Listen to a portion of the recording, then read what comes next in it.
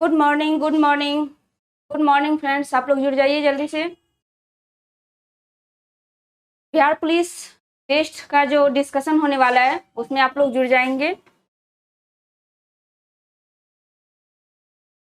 चलिए स्टार्ट करते हैं।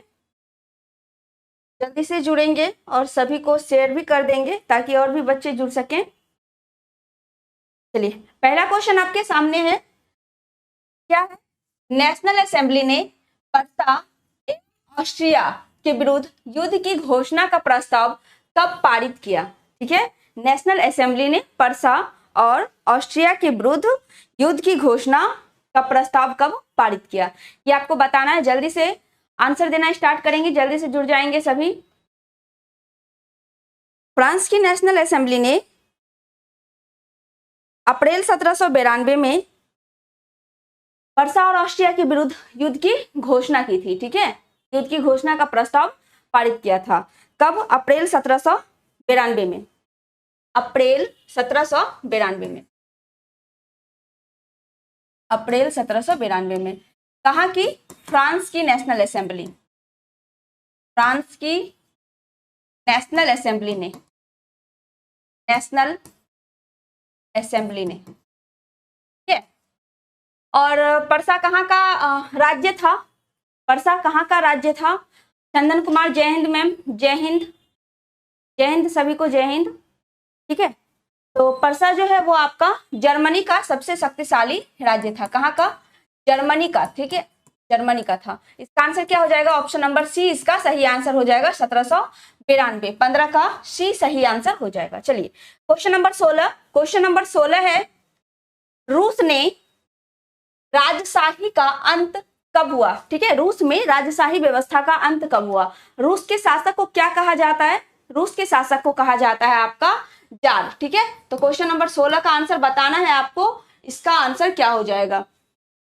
रूस में दो क्रांति हुई थी। एक जो फरवरी 1917 में 17 के तहत जो जारशाही व्यवस्था का अंत होता है, जारशाही कह लीजिए या राजशाही कह लीजिए, ठीक है, क्योंकि रूस के शासक को ही क्या कहा जाता था?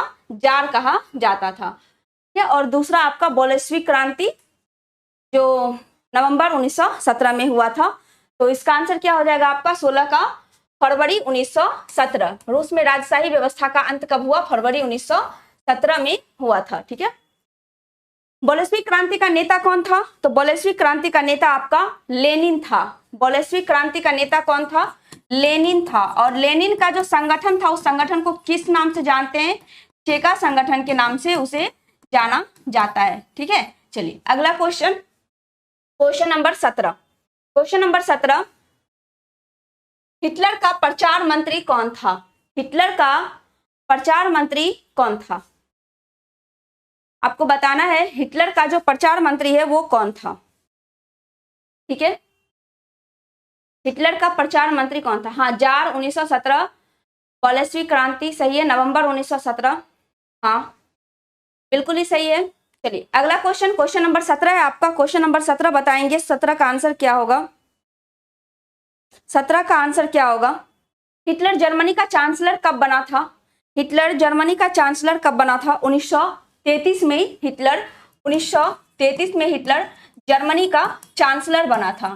ठीक है, जर्मनी का चांसलर बना था। हिटलर की पार्टी जो थी उस पार्टी का क्या नाम था? Nazi party. क्या नाम था? Nazi party. और इस पार्टी का चिन्ह क्या था? इस पार्टी का चिन्ह था आपका स्वास्तिक। क्या चिन्ह था? स्वास्तिक इस पार्टी का चिन्ह था। एक राष्ट्र एक नेता का नारा किसने दिया था? एक राष्ट्र एक नेता का नारा किसने दिया था? तो ये भी हिटलर ने दिया था। हिटलर पहले जर्मनी का चांसलर बनता है 1933 में। उसके बाद जब वहां के राष्ट्रपति की मृत्यु हो जाती है तो फिर दोनों के पोस्ट को एक करके हिटलर जर्मनी का सर्वे सर्वा बन जाता है। ठीक है, तो आपका इसका आंसर बताना है। हिटलर का प्रधानमंत्री, क्या कोई आंसर दिए हैं? हिटलर के प्रधानमंत्री का नाम, प्रचार मंत्री का नाम वो था गैबेलस या गोएबल्स। ठीक है, गैबेलस या गोएबल्स, कहीं कहीं आपको गोएबेल्स भी देखने को मिलेगा। ठीक है, गोएबेल्स या गोएबेल्स। तो 17 का क्या हो जाएगा आपका आंसर? ए 17 का सही आंसर हो जाएगा। चलिए अगला क्वेश्चन, क्वेश्चन नंबर 18, सप्तवर्षीय युद्ध किन दो देशों के बीच हुआ था? सप्तवर्षीय युद्ध आपको बताना है किन दो देशों के बीच हुआ था। क्वेश्चन नंबर 18, सप्तवर्षीय युद्ध किन दो देशों के बीच हुआ था। सप्तवर्षीय युद्ध आपका 1756 से लेकर 1763 तक चला था। 1756 से 63, देखिए कितना साल हुआ, 56 से 63 कितने साल, 7 साल, यानी 7 साल जो युद्ध चला उसे कौन सा युद्ध कहा गया, सप्तवर्षीय युद्ध कहा गया था। ठीक है, ये कहाँ हुआ था, इंग्लैंड और फ्रांस के बीच आपका सप्तवर्षीय युद्ध हुआ था। ठीक है, इंग्लैंड और फ्रांस के बीच सप्तवर्षीय युद्ध हुआ था। और किस संधि के तहत ये खत्म हुआ था, तो ये पेरिस की संधि के तहत खत्म हुआ था। किस संधि के तहत खत्म हुआ, पेरिस की संधि के तहत ये समाप्त हुआ था। इसमें किसकी पराजय हुई थी, तो इसमें फ्रांस की पराजय हुई थी। ठीक है, फ्रांस की इसमें पराजय हुई थी। ठीक है, तो क्या हो जाएगा आपका, ब्रिटेन और फ्रांस के बीच में आपका सप्तवर्षीय युद्ध हुआ था।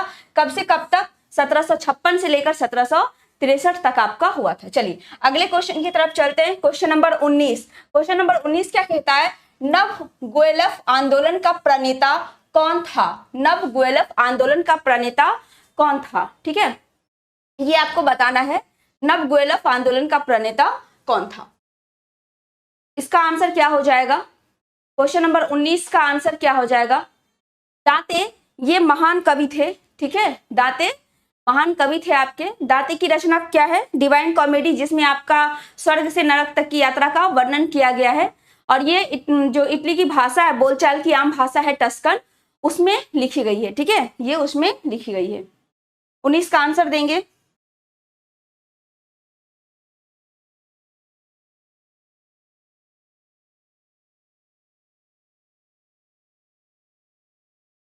नव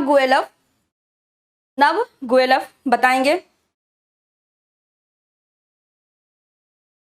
चलिए, दांते को क्या बोला जाता है, पुनर्जागरण का अग्रदूत। दांते को पुनर्जागरण का अग्रदूत भी कहा जाता है, पुनर्जागरण का अग्रदूत कहा जाता है। ठीक है, इनकी रचना कौन सी है, डिवाइन कॉमेडी।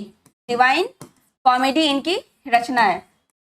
इसमें क्या बताया गया है, तो इसमें बताया गया है स्वर्ग से नरक की यात्रा के बारे में इसमें वर्णन किया गया है। ठीक है, स्वर्ग और नरक की यात्रा के बारे में वर्णन किया गया है।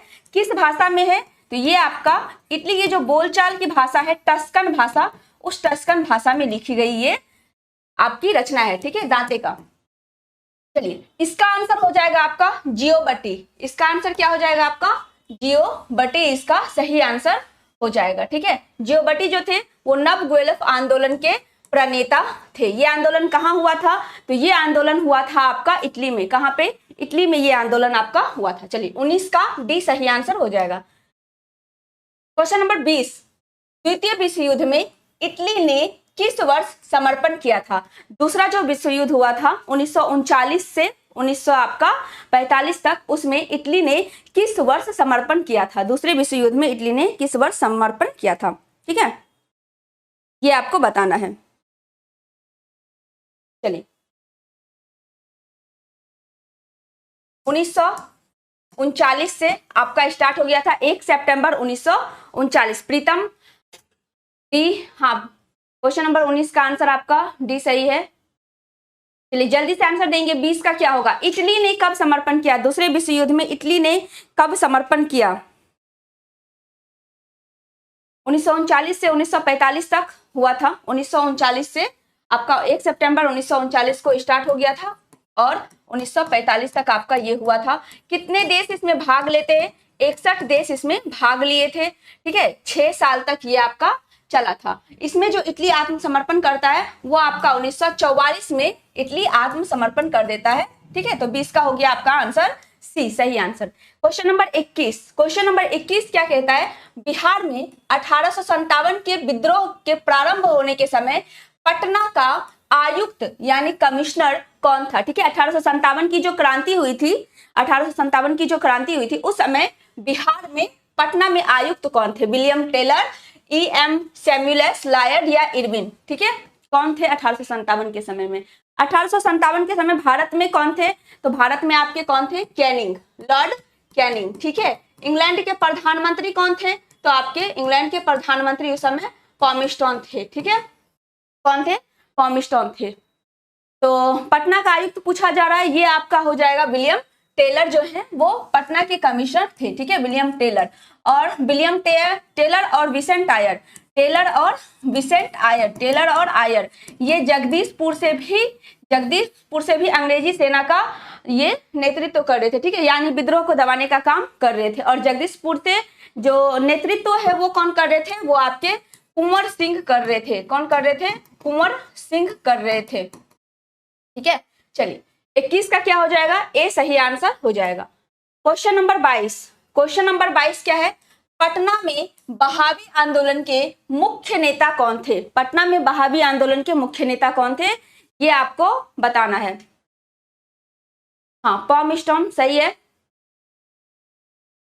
चलिए, पटना में बहावी आंदोलन के मुख्य नेता कौन थे, ये आपको बताना है। बहावी आंदोलन के मुख्य नेता विलायत अली एवं इनायत अली, अजीमुल्ला, गुलाम हुसैन या लियाकत अली। तो बहावी आंदोलन के जो मुख्य नेता पटना में थे वो विलायत अली और इनायत अली थे। 22 का आंसर क्या हो जाएगा आपका, 22 का ए आपका सही आंसर हो जाएगा, ठीक है। चलिए क्वेश्चन नंबर 23, असहयोग आंदोलन के दौरान बिहार में कृषकों का नेतृत्व किसने किया था, ये बताना है आपको। जब असहयोग आंदोलन चल रहा था तो उस समय बिहार में कृषकों का नेतृत्व किसने किया था। बिहार के ही एक आपको बताना है, बिहार के कौन से व्यक्ति थे जिन्होंने अपनी वकालत असहयोग आंदोलन के दौरान छोड़ दी थी, ठीक है। अपनी वकालत आप लोग जल्दी से कमेंट करके बताएंगे, असहयोग आंदोलन में ही, ठीक है, असहयोग आंदोलन के समय ही, असहयोग आंदोलन के समय ही बिहार के कौन थे जिन्होंने अपनी वकालत छोड़ दी थी, वकालत छोड़ दी थी, ठीक है, ये आपको बताना है। असहयोग आंदोलन नागपुर अधिवेशन, कांग्रेस का जो नागपुर अधिवेशन होता है उसमें दिसंबर 1920 को इसका प्रस्ताव पारित किया जाता है और फिर वहां से आपका ये स्टार्ट हो जाता है, ठीक है। चलिए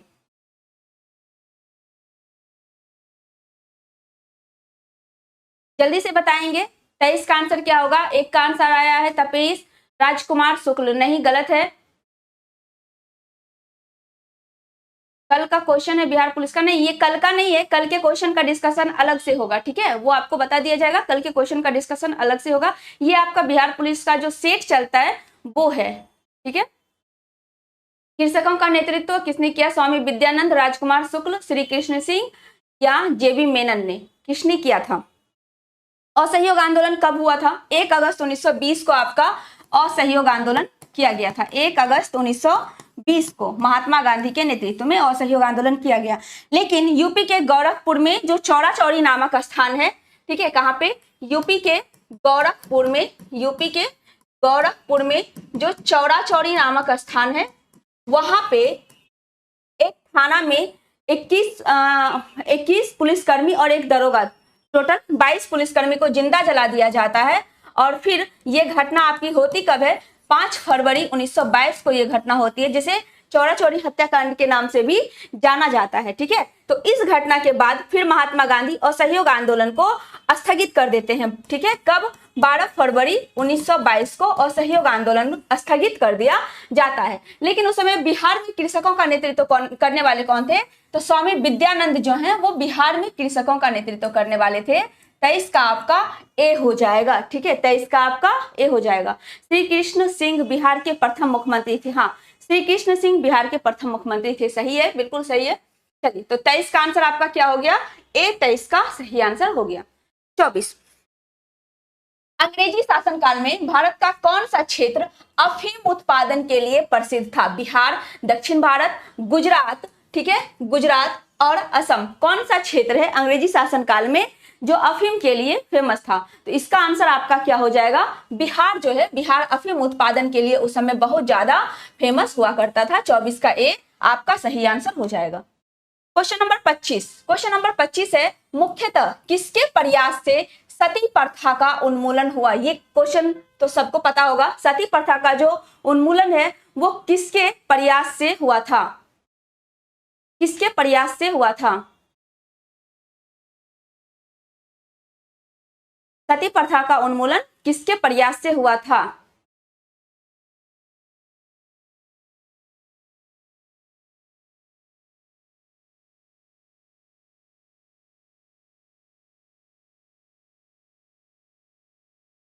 ईबीसी में 50 सही है मेरा। क्या रनिंग करूं मैम? आप अभी हल्का फुल्का रनिंग स्टार्ट कर सकते हैं, ठीक है, ज़्यादा नहीं करना है, अभी आप पढ़िए। लेकिन मॉर्निंग में जैसे वॉकिंग होता है, ठीक है, वॉकिंग या जॉगिंग के टाइप से आप कर सकते हैं। अभी हल्का फुल्का करना है, ज़्यादा नहीं करना है, क्योंकि ज़्यादा रनिंग करने के बाद फिर आपको थकावट ज़्यादा होगी और आप पढ़ नहीं पाएंगे। अभी हल्का फुल्का कीजिए, फिर रिजल्ट आ जाएगा तो फिर आप अपना कंटिन्यू उसके लिए प्रॉपर तैयारी करेंगे फिजिकल के लिए, ठीक है। तो आपको 25 का आंसर बताना है, सती प्रथा का उन्मूलन। सती प्रथा का उन्मूलन, हाँ, बी आंसर आना शुरू हो गया है। Rishiraj B, Sita B, Shyam Yadav C B, Nitish Kumar B, सही है। राजा राम मोहन राय के प्रयास से बैंटिंग के समय में सती प्रथा का अंत हुआ था कब? 1829 में। सती प्रथा कब? 1829 में। किसके समय में? बैंटिंग के समय में ये हुआ था, ठीक है। अगर हम दास प्रथा की बात करें तो दास प्रथा 1843 में, ठीक है। किस एक्ट के तहत? 1833 का जो चार्टर अधिनियम था, 1833 के चार्टर अधिनियम के तहत 1843 में दास प्रथा का अंत किया गया। किसके समय में? एलन बैरो के समय में, ठीक है, एलन बैरो के समय में, ठीक है। उसके बाद अगर हम नेटिव मैरिज एक्ट की बात करें, किसकी? नेटिव मैरिज एक्ट की बात करें तो ये कब का है? ये आपका 1872 का है। नेटिव मैरिज एक्ट कब का है? 1872 का, ठीक है। नेटिव मैरिज एक्ट 1872 का। किसके समय में? नॉर्थ बुर्ग के समय में। और कौन थे? इसका क्या था मतलब? इसका था अंतरजातीय विवाह। इसमें क्या था? अंतरजातीय विवाह इसमें इसका मकसद था, ठीक है, अंतरजातीय विवाह। और कौन थे उस समय? तो उस समय आपके थे नॉर्थ बुर्ग, ठीक है। नॉर्थ बुर्ग के नेतृत्व में नेटिव मैरिज एक्ट लाया गया था 1872 में। इस क्वेश्चन का आंसर क्या हो जाएगा? सती प्रथा, राजा राम मोहन राय, यानी 25 का बी आपका सही आंसर हो जाएगा। चलिए नेक्स्ट क्वेश्चन की तरफ चलते हैं। 26, अखिल भारतीय किसान सभा का सर्वप्रथम कहाँ पे आयोजन किया गया था? ठीक है, अखिल भारतीय किसान सभा की आयोजन कहाँ की गई थी सबसे पहले? 11 को एग्जाम है, डर लग रहा है मैम? डरने की बात नहीं है, बस जैसे सेट लगाते हैं उसी तरह एग्जाम भी देना है, एग्जाम दे के आना है, ठीक है। चलिए श्याम यादव, डरने की कोई बात नहीं है, अच्छे से पढ़ें, तैयारी अच्छी है तो फिर कोई दिक्कत नहीं है। चलिए क्वेश्चन नंबर 26 का आंसर बताएंगे। अखिल भारतीय किसान सभा का आयोजन सबसे पहले कहाँ पर किया गया था? ठीक है, तो ये आपका लखनऊ में किया गया था। कहाँ पे किया गया था? लखनऊ में किया गया था। अखिल भारतीय किसान सभा का गठन कब किया गया? अखिल भारतीय किसान सभा का गठन 1936 में किया गया था। कब? 1936 में। और इसके अध्यक्ष कौन थे? स्वामी सहजानंद सरस्वती, ठीक है, स्वामी सहजानंद इसके आपके अध्यक्ष थे, ठीक है। तो इसका आंसर क्या हो जाएगा आपका? इसका आंसर हो जाएगा लखनऊ। 26 का सी आपका सही आंसर हो जाएगा। चलिए क्वेश्चन नंबर 27, भारतीय क्रांति की जननी, मदर ऑफ इंडियन रिवॉल्यूशन किसे कहा गया है? ठीक है, भारतीय क्रांति की जननी किसे कहा गया है? जर्मनी के स्टुटगार्ट शहर में, जर्मनी के स्टुटगार्ट शहर में इन्हें नेतृत्व दिया गया था कि जर्मनी के संसद पे जाकर वहां पे अपना झंडा फहराए, ठीक है। तो जो मैडम भिखाजी रुस्तम कामा थी, कौन? मैडम भिखाजी रुस्तम कामा, मैडम भिखाजी रुस्तम कामा। इन्होंने सबसे पहले रुस्तम कामा, ठीक है, इन्होंने सबसे पहले 1907 में जर्मनी के स्टुटगार्ट शहर में 7वीं अंतरराष्ट्रीय कांग्रेस का सम्मेलन हो रहा था। 7वीं अंतरराष्ट्रीय कांग्रेस का सम्मेलन हो रहा था, यानी कॉन्फ्रेंस हो रहा था। वहां पे जाकर ये झंडा को फहराती है जर्मनी के स्टुटगार्ट में, ठीक है, वहां की संसद पे। तो इसका आंसर क्या हो जाएगा? इसीलिए इन्हें भारतीय क्रांति की जननी यानी मदर ऑफ इंडियन रिवॉल्यूशन कहा जाता है। कौन? मैडम भिखाजी रुस्तम कामा को कहा जाता है, ठीक है। तो आपका 27 का आंसर क्या हो जाएगा? डी आपका सही आंसर इसका हो जाएगा, ठीक है। एनी बेसेंट भारत में कांग्रेस की अध्यक्षता करने वाली पहली महिला थी, ठीक है। अगर पहली भारतीय महिला की बात करें तो आप लोग जल्दी से कमेंट करके बताएंगे पहली भारतीय महिला जिन्होंने कांग्रेस की अध्यक्षता की थी। चलिए अगले क्वेश्चन पे चलते हैं। क्वेश्चन नंबर 28, गदर पार्टी की स्थापना कब हुई? 1907, 1913, 1917 या 1920 में? गदर पार्टी, हाँ, दादा भाई नेरोजी की ये मुख्य सचिव के रूप में भी काम कर चुकी थी, ठीक है। चलिए गदर पार्टी का स्थापना कब हुआ ये बताना है आपको। गदर पार्टी का स्थापना कब हुआ ये बताना है। गदर पार्टी का स्थापना आपका लाला हरदयाल के नेतृत्व में किया गया था, ठीक है, लाला हरदयाल के नेतृत्व में किया गया था। कब किया गया था? 1 नवंबर 1913 को किया गया था। कब? 1 नवंबर 1913 को गदर पार्टी की स्थापना की गई थी। किसके नेतृत्व में किया गया था? तो लाला हरदयाल के नेतृत्व में किया गया था, लाला हरदयाल के नेतृत्व में किया गया था। लेकिन अध्यक्ष की बात करें तो इसके अध्यक्ष कौन थे? तो इसके अध्यक्ष थे आपके सोहन सिंह भकना, ठीक है, इसके अध्यक्ष कौन थे? सोहन सिंह भकना इसके अध्यक्ष थे और लाला हरदयाल इसके सचिव थे, ठीक है। सचिव कौन? लाला हरदयाल इसके सचिव थे। और अगर हम इसमें कोषाध्यक्ष की बात करें, कोषाध्यक्ष, तो कोषाध्यक्ष कौन थे आपके? काशीराम जो है, काशीराम, ये आपके इसमें कोषाध्यक्ष थे, ठीक है। तो गदर पार्टी की स्थापना कब हुई? 1913, 1 नवंबर 1913 को गदर पार्टी की स्थापना हुई। तो 28 का क्या हो जाएगा? बी सही आंसर हो जाएगा। चलिए 28 का बी सही आंसर हो जाएगा। क्वेश्चन नंबर 29, अगला क्वेश्चन, भारतीय स्वतंत्रता आंदोलन के दौरान चर्चित पुस्तक इंडिया फॉर इंडियंस के लेखक कौन है? ठीक है, इंडिया फॉर इंडियंस के लेखक आपको बताना है कौन है। जवाहरलाल नेहरू, सरदार पटेल, चित्तरंजन दास या मोतीलाल नेहरू। अगर हम जवाहरलाल नेहरू की बात करें तो इनकी पुस्तक कौन कौन है? डिस्कवरी ऑफ इंडिया, ठीक है, ग्लिम्पसेज ऑफ वर्ल्ड हिस्ट्री, कौमी आवाज, ये सब किसकी है? ये सब आपकी जवाहरलाल नेहरू की पुस्तक है। Pathway to God Mahatma Gandhi की पुस्तक है। एक्सपेरिमेंट विथ ट्रूथ किसकी पुस्तक है? महात्मा गांधी की पुस्तक है। लेकिन इंडिया फॉर इंडियंस की बात करें तो ये आपका किसका है? मोतीलाल नेहरू का इंडिया फॉर इंडियंस है। तो इसका आंसर क्या हो जाएगा? इसका आंसर डी हो जाएगा, 29 का D, India for Indians, Motilal Nehru. चलिए क्वेश्चन नंबर 39, जो अगला क्वेश्चन है आपका, क्या कह रहा है? ये कह रहा है कि निम्नलिखित में से लोकतंत्र की सही विशेषता क्या है? ठीक है, इसमें आपको ऑप्शन देखना है, समझना है और फिर आंसर करना है। इस टाइप का क्वेश्चन आप क्वेश्चन को समझ के भी उसका आंसर कर सकते हैं। तो जल्दी से बताएंगे इसका आंसर क्या हो जाएगा। लोकतंत्र की सही विशेषता क्या है? लोकतंत्र की सही विशेषता क्या है? 39 का आंसर क्या हो जाएगा?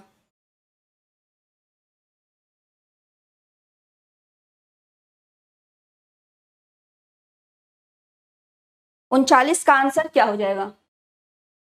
चलिए इसका ऑप्शन पढ़ते हैं और इसको समझने की कोशिश करते हैं क्या है। सही विशेषता लोकतंत्र की पूछ रहा है, ठीक है। धर्म के आधार पर मताधिकार में भेदभाव, धर्म के आधार पे मताधिकार यानी जो वोट डालने का अधिकार होता है उसमें भेदभाव करेंगे, क्या ये सही है? नहीं। एक ही दल को चुनाव में भाग लेने का अधिकार, ये तो लोकतंत्र का बिल्कुल भी हिस्सा नहीं है कि कोई एक ही दल चुनाव में भाग ले, तो इस तरह ये भी गलत हो गया।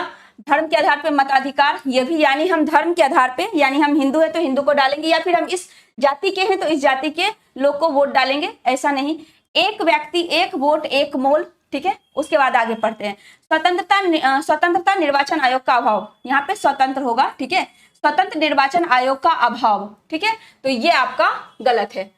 यानी एक स्वतंत्र निर्वाचन आयोग होना चाहिए, उसका अभाव नहीं होना चाहिए, तो ये भी गलत है। इस तरह आपका क्या हो जाएगा? 39 का सी आपका सही आंसर हो जाएगा। एक व्यक्ति एक वोट देगा जिसका एक मोल होगा, एक व्यक्ति एक वोट एक मोल, ठीक है, तो 39 का आपका सी सही आंसर। चलिए क्वेश्चन नंबर 40, क्वेश्चन नंबर 40 क्या कह रहा है?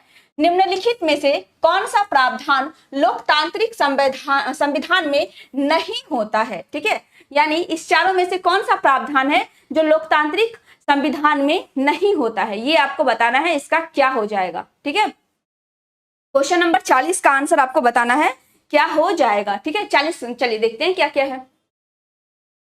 40 में क्या क्या है? सरकार का अधिकार, सरकार का अंग, नागरिक का अधिकार या शासक का नाम लोकतांत्रिक संविधान में नहीं होता है। सरकार का अधिकार होता है, सरकार के अंग होते हैं, नागरिक को अधिकार मिलता है, शासक का नाम, इसमें शासक का नाम नहीं होता है। संविधान में शासक का नाम नहीं होता है। शासक का चुनाव कौन करती है? जनता शासक का चुनाव करती है, ठीक है। तो आपका 40 का क्या हो जाएगा? डी आपका सही आंसर हो जाएगा। चलिए नेक्स्ट क्वेश्चन, चलिए नेक्स्ट क्वेश्चन, भारत के प्रथम आम चुनाव कब हुए थे? ठीक है, यानी भारत में प्रथम आम चुनाव कब करवाया गया था? भारत में प्रथम आम चुनाव कब करवाया गया था? 47 में, 49 में, 50 में या 52 में? क्या हो जाएगा आपका 41 का आंसर क्या हो जाएगा? 41 का आंसर आपका क्या हो जाएगा आपको बताना है। पहली लोकसभा का गठन कब किया गया था? 17 अप्रैल 1952 को पहली लोकसभा का गठन किया गया था। 17 अप्रैल 1952 को पहली लोकसभा का गठन किया गया था। हाँ, 1952 में पहली लोकसभा का गठन हुआ था और आपका 1951-52 में पहला आम चुनाव भी हुआ था और 3 अप्रैल 1952 को राज्यसभा का भी गठन हुआ था। ठीक है, तो ये हो जाएगा आपका 1951 में आपका प्रथम आम चुनाव का आयोजन किया गया था, यानी 41 का क्या आंसर हो गया आपका? डी सही आंसर हो गया। चलिए क्वेश्चन नंबर 42, बाल श्रमिक रोक संबंधी कानून किस तिथि से लागू किया गया? बाल श्रमिक रोक संबंधी कानून किस तिथि से लागू किया गया है, ये आपको बताना है। ठीक है, बताइएगा जल्दी से क्या होगा आंसर।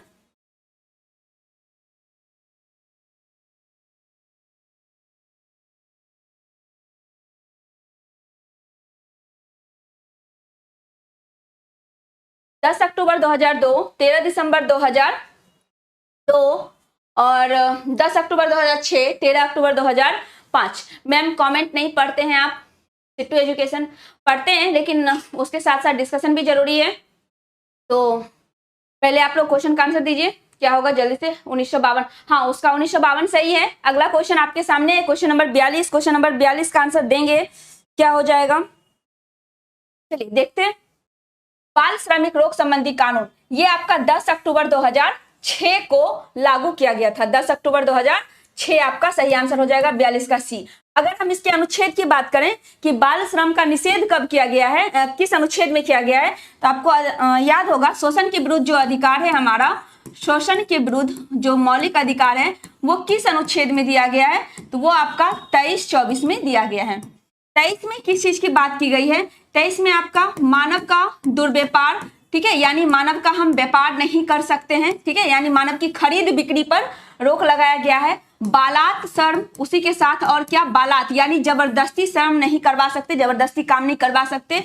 और उसी के साथ क्या? बेगारी, ठीक है, यानी जितना काम किया है उतना पैसा नहीं देंगे, उससे ज्यादा काम करवाएंगे। इस तीनों का रोक किसमें है? अनुच्छेद 23 में कहा गया है। फिर अगर हम अनुच्छेद 24 की बात करें तो अनुच्छेद 24 में क्या है? 14 वर्ष से कम उम्र के जो बच्चे हैं, कम उम्र के बच्चे, उसके नियोजन पे रोक लगाया गया है। ठीक है, यानी इसमें किसकी बात की गई है? बाल श्रम की बात की गई है, यानी बच्चे जो काम करते हैं उसकी बात कही गई है। 14 साल से कम जिसका एज हो रहा है उसे किसी भी भारी कारखाने में, खतरनाक कारखाने में काम पे नहीं लगाया जाएगा। तो इसका आंसर क्या हो गया? 42 का 10 अक्टूबर 2006 बाल श्रमिक रोक संबंधी कानून। 42 का सी आपका सही आंसर हो जाएगा। चलिए 43, क्वेश्चन नंबर 43 क्या कह रहा है? 43 है, लोकसभा का अधिवेशन बुलाने का काम किसका है? यानी लोकसभा का अधिवेशन कौन बुलाता है?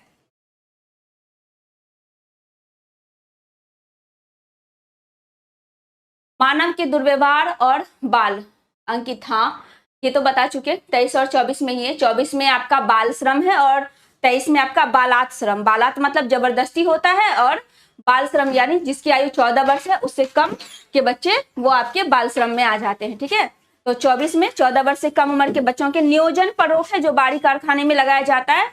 और 23 में आपका दुर्व्यापार, मानव का दुर्व्यापार यानी मानव की खरीद बिक्री नहीं हो सकती है। चलिए अगला क्वेश्चन क्या है? लोकसभा का अधिवेशन बुलाने का काम क्या है?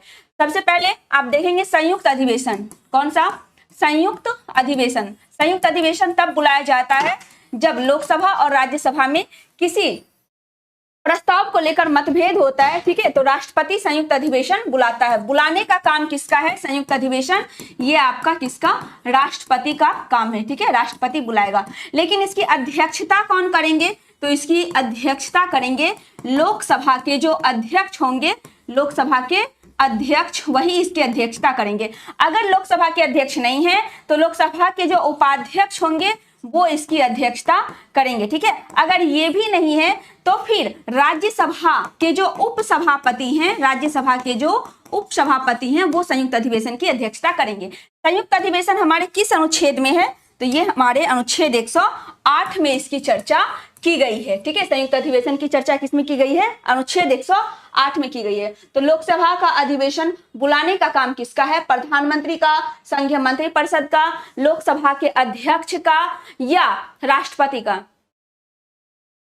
मैम कमेंट पढ़िए। सिट्टू क्या कमेंट है? मैम बीएसएससी का एग्जाम कब तक होगा? अभी कोई नोटिफिकेशन नहीं है उसका। ठीक है, तो जब आएगा डेट बता दिया जाएगा, लेकिन हो जाएगा जल्दी ही। ठीक है, तो आप अपनी तैयारी को कंटिन्यू रखेंगे, इस भरोसे में नहीं बैठेंगे कि जब आएगा तब होगा। चलिए 43 का आंसर बताएंगे क्या होगा?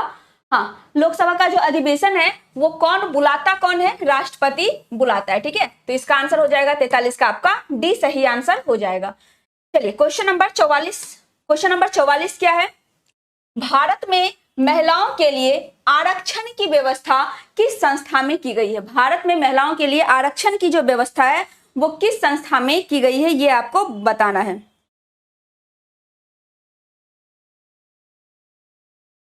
चलिए, अगर हम 106 संविधान संशोधन की बात करें तो इसमें सबसे पहले 106 संविधान संशोधन को नारी बंधन अधिनियम भी कहा जाता है। क्या?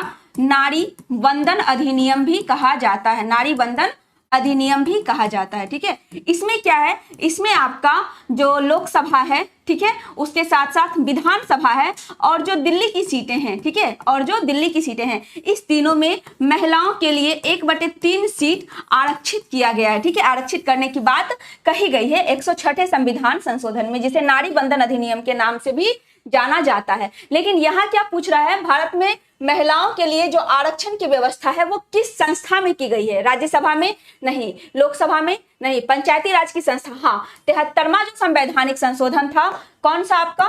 73वां संवैधानिक संशोधन। ठीक है, 73वां संवैधानिक संशोधन जो कि पंचायती राज से संबंधित था।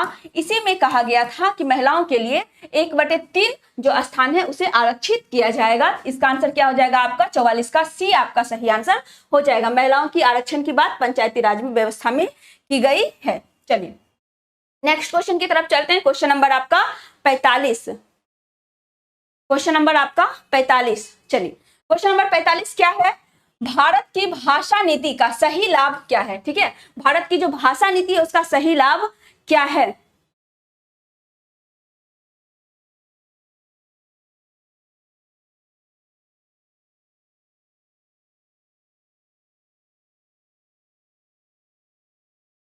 चलिए क्वेश्चन नंबर 45 आपको बताना है, भारत की भाषा नीति का सही लाभ क्या है। अगर हम भारत की भाषा की बात करें तो भाषा से संबंधित कौन सा अनुसूची है? अनुसूची कौन सा है? किस अनुसूची में भाषा की बात की गई है? किस अनुसूची में भाषा की बात की गई है? तो ये आपकी की गई है 8वीं अनुसूची में भाषा की बात की गई है। किसमें? 8वीं अनुसूची में भाषा की बात की गई है। ठीक है, कितनी भाषा? 22 भाषा को संवैधानिक दर्जा प्राप्त है। 22 भाषा को संवैधानिक। मुख्य में कितना था? मुख्य यानी मूल संविधान में कितना? 14 भाषा आपका। हाँ ठीक है, तो इसका हम पढ़ते हैं पहले क्या होगा, उसके बाद फिर आगे चर्चा करते हैं। अंग्रेजी भाषा का प्रभुत्व नहीं, ये बिल्कुल ही गलत है। भाषा के आधार पे राज्यों के गठन के राष्ट्रीय हित की उपेक्षा, ये भी गलत है कि भाषा के आधार पे राज्यों के गठन के राष्ट्रीय हित की उपेक्षा, अपनी अपनी भाषा को संवैधानिक मान्यता दिलाने की होड़ नहीं, राष्ट्रीय एकता मजबूत। ठीक है, तो ये आपका 45 का क्या हो जाएगा? डी आपका सही आंसर हो जाएगा। राष्ट्रीय एकता मजबूत की बात भारत की भाषा नीति करता है। ठीक है, ये आपका सही आंसर हो जाएगा 45 का डी आपका सही आंसर हो जाएगा।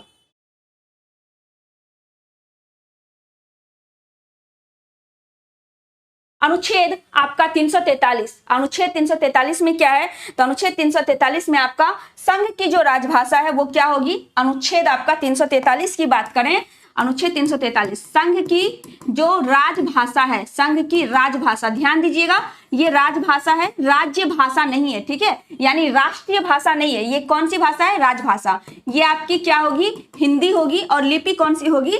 देवनागरी होगी। अनुच्छेद 344 की बात करें तो इसमें राजभाषा आयोग है, राजभाषा आयोग का गठन इसमें किया गया है, राजभाषा आयोग का गठन इसमें किया गया है। ठीक है, और 345 की बात करें तो हर अलग अलग राज्य के लिए आपकी अलग अलग भाषा की बात उसमें की गई है। तो इसका आंसर आपका क्या हो जाएगा? 45 का डी आपका सही आंसर हो जाएगा। चलिए नेक्स्ट क्वेश्चन की तरफ चलते हैं।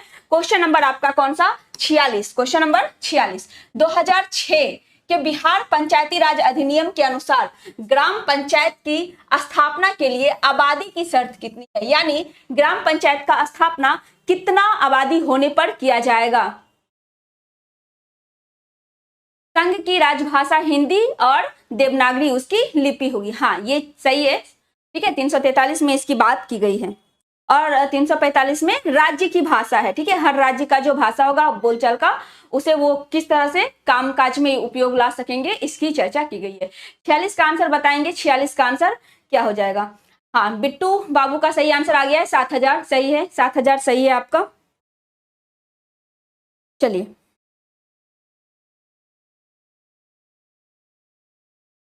5000, 7000, 1000 या 10,000, तो इसका आंसर आपका कितना होगा। 7000 की आबादी पर आपका ग्राम पंचायत का गठन किया जाएगा। तो 46 का आंसर क्या होगा आपका बी सही आंसर हो जाएगा। और हर 3 महीने में इसकी बैठक होना अनिवार्य है, ठीक है। यानी एक साल में कितनी, 3 चौके 12 यानी 4 बैठक, ठीक है। तो 46 का बी सही आंसर। Next question 47। भारत में पहली बार केंद्र में गैर कांग्रेसी सरकार कब बनी थी, ठीक है। पहली बार गैर कांग्रेसी, यानी जब से देश आजाद हुआ था तब से कांग्रेस की ही सरकार बनती चली आ रही थी, लेकिन पहली बार ऐसा कब हुआ जब बिना मतलब कोई कांग्रेसी नहीं बना है, कांग्रेस से अलग पार्टी का लोग बना, यानी गैर कांग्रेसी बना है, ठीक है। 1967, 77, 89 या 91। पहले जो आपके गैर कांग्रेसी प्रधानमंत्री थे वो कौन थे, गैर कांग्रेसी पीएम जो थे कौन थे, वो आपके मोरारजी देसाई थे। कौन थे, मोरारजी देसाई आपके पहले गैर कांग्रेसी पीएम थे, ठीक है। किस पार्टी से संबंधित थे, ये आपके जनता पार्टी से संबंधित थे। मोरारजी देसाई सबसे वृद्ध पीएम भी थे, सबसे वृद्ध यानी सबसे बुजुर्ग। कितने साल में बने थे, सबसे वयोवृद्ध कह सकते हैं, ठीक है। वयोवृद्ध पीएम कितने साल में बने थे, ये आपके 81 साल में पीएम बने थे, ठीक है। सबसे बुजुर्ग आपके मोरारजी देसाई ही थे, ठीक है। और जो पहले पीएम जिन्होंने पीएम के पद पर रहते हुए अपना इस्तीफा दिया था, पहले पीएम बने जिन्होंने पद पर रहते हुए त्यागपत्र दिया, ठीक है। पद पर रहते हुए त्यागपत्र दिए थे, ठीक है। ये सारी बातें आपको याद रखना है।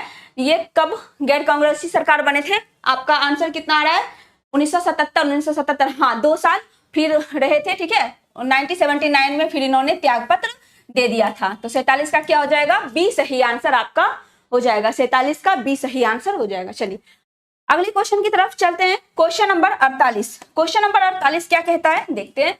नियंत्रण एवं संतुलन में क्या अभिप्राय है, ठीक है। नियंत्रण और संतुलन में क्या अभिप्राय है आपको बताना है। क्वेश्चन नंबर 48 का आंसर क्या हो जाएगा, क्वेश्चन नंबर 48 का आंसर क्या हो जाएगा। हाँ उसमें 1977 सबका सही आंसर आ रहा है। चलिए अगले क्वेश्चन की तरफ चलते हैं। नियंत्रण और संतुलन का क्या अभिप्राय है आपको बताना है, जल्दी से बताएंगे इसका आंसर क्या होगा, जल्दी से बताएंगे इसका आंसर क्या हो जाएगा। 48 का आंसर क्या हो जाएगा, चलिए 48 का आंसर पढ़ते हैं। विधायिका का कार्यपालिका पर नियंत्रण नहीं, किसी का किसी पर नियंत्रण नहीं होता है, ठीक है। चलिए विधायिका का कार्यपालिका एवं न्यायपालिका का नियंत्रण, ठीक है। ये भी गलत है, किसी का किसी पर नियंत्रण होता ही नहीं, या तो तीनों साथ में काम करेगा या फिर कार्यपालिका और न्यायपालिका दोनों अलग अलग स्वतंत्र रूप से काम करेगी, ठीक है। उसके बाद तीनों अंगों का एक दूसरे का नियंत्रण और संतुलन। हाँ ये बातें सही है कि तीनों जो अंग हैं कौन कौन, कार्यपालिका, 3 अंग कौन कौन आपके, कार्यपालिका, ठीक है। दूसरा कौन सा, विधायिका, ठीक है, विधायिका। दूसरा विधायिका और तीसरा आपका न्यायपालिका, ठीक है, न्यायपालिका। ये तीनों जो अंग हैं एक दूसरे का नियंत्रण और संतुलन लेकर काम करेंगे, ये बिल्कुल सही है आपका। राष्ट्रपति के द्वारा नियंत्रण, किसी का किसी पे नियंत्रण इसमें नहीं होता है, ठीक है। या तो तीनों साथ काम करेंगे या फिर कार्यपालिका और न्यायपालिका का पृथकीकरण होगा, ठीक है। चलिए जो किस अनुच्छेद में है, अनुच्छेद आपका 50 में है, 50 में आपका ये बातें कही गई है। तो 48 का सी सही आंसर हो जाएगा। चलिए क्वेश्चन नंबर 49। 1970 के किस राज्य में, 1970 में किस राज्य के हिस्सों को अलग कर कर मेघालय राज्य का निर्माण किया गया? सबसे पहले तो यहाँ 1970 नहीं होगा, ये आपका हो जाएगा क्या 1972, ठीक है, यहाँ मिसप्रिंट होगा। 1972 में किस राज्य के हिस्से को अलग कर कर मेघालय राज्य का निर्माण किया गया था? जल्दी से बताएंगे इसका आंसर क्या हो जाएगा, ठीक है। 49 का आंसर क्या हो जाएगा आपका? असम के 2 राज्य, ठीक है, असम के आपके 2 राज्य को अलग कर कर मेघालय का निर्माण कराया गया था, जिसमें एक आपका था असम का सबसे पहले कितना राज्य? 2 राज्य, ठीक है, जिसमें एक आपका था खासी और आपका जैंतिया, खासी और जैंतिया वाला जिला, ठीक है, खासी प्लस कौन सा? जयंतिया जिला, ठीक है, और दूसरा आपका कौन सा जिला? गारो जिला, ठीक है। खासी और जयंतिया और आपका ये गारो दोनों को मिलाकर आपका मेघालय का गठन किया गया। दोनों को मिलाकर किसका गठन किया गया? मेघालय का गठन किया गया। मेघालय के मासिनराम में अभी वर्तमान में विश्व में सबसे ज्यादा वर्षा होती है। क्यों होती है? क्योंकि गारो, खासी, जयंतिया पहाड़ी के वजह से होती है, जो आपका कीप के आकार के समान का है, ठीक है, कीप के आकार का समान का है, इसीलिए होता है। तो 1972 में किस राज्य के हिस्से को अलग कर मेघालय का निर्माण किया गया? तो आपका ऑप्शन ए हो जाएगा, आपका 49 का ए सही आंसर। हाँ, ए आ गया आंसर सबका। असम सही है, सी के शॉर्ट्स। अमृता सी सही है, विकास सी सही है, नहीं अमृता सी नहीं सही है आपका, ठीक है। सी में तो आंध्र प्रदेश है, आंध्र प्रदेश आपका दक्षिण भारत की तरफ आ जाता है और मेघालय आपका पूर्वी भारत का हिस्सा है, ठीक है। विकास का ए सही है, बिट्टू बाबू ए सही है। चलिए 49 का ए सही है, ठीक है, 49 का ए आपका सही आंसर है। इसके साथ साथ आप और बताएंगे कि 2 और कौन सी राज्य था जिसका गठन इसके साथ ही किया गया था, वो आपको बताना है, ठीक है। चलिए कमेंट करके जल्दी से बताएंगे मेघालय के साथ और किस 2 राज्य का गठन किया गया था। चलिए आगे चलते हैं। Question number 50। क्वेश्चन नंबर 50 क्या कह रहा है? ये कह रहा है इनमें से कौन ग्राम पंचायत का अंग नहीं है? अंग नहीं है। अभी हमारे यहाँ बहुत बारिश हो रही है, अभी हर जगह बारिश हो रही है बिहार में, ठीक है। चलिए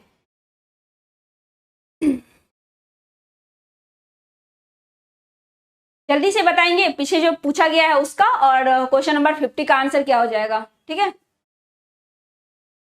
तो त्रिपुरा और मणिपुर 2 ऐसे राज्य हैं जिनका गठन मेघालय के साथ ही 1972 में आपका किया गया था।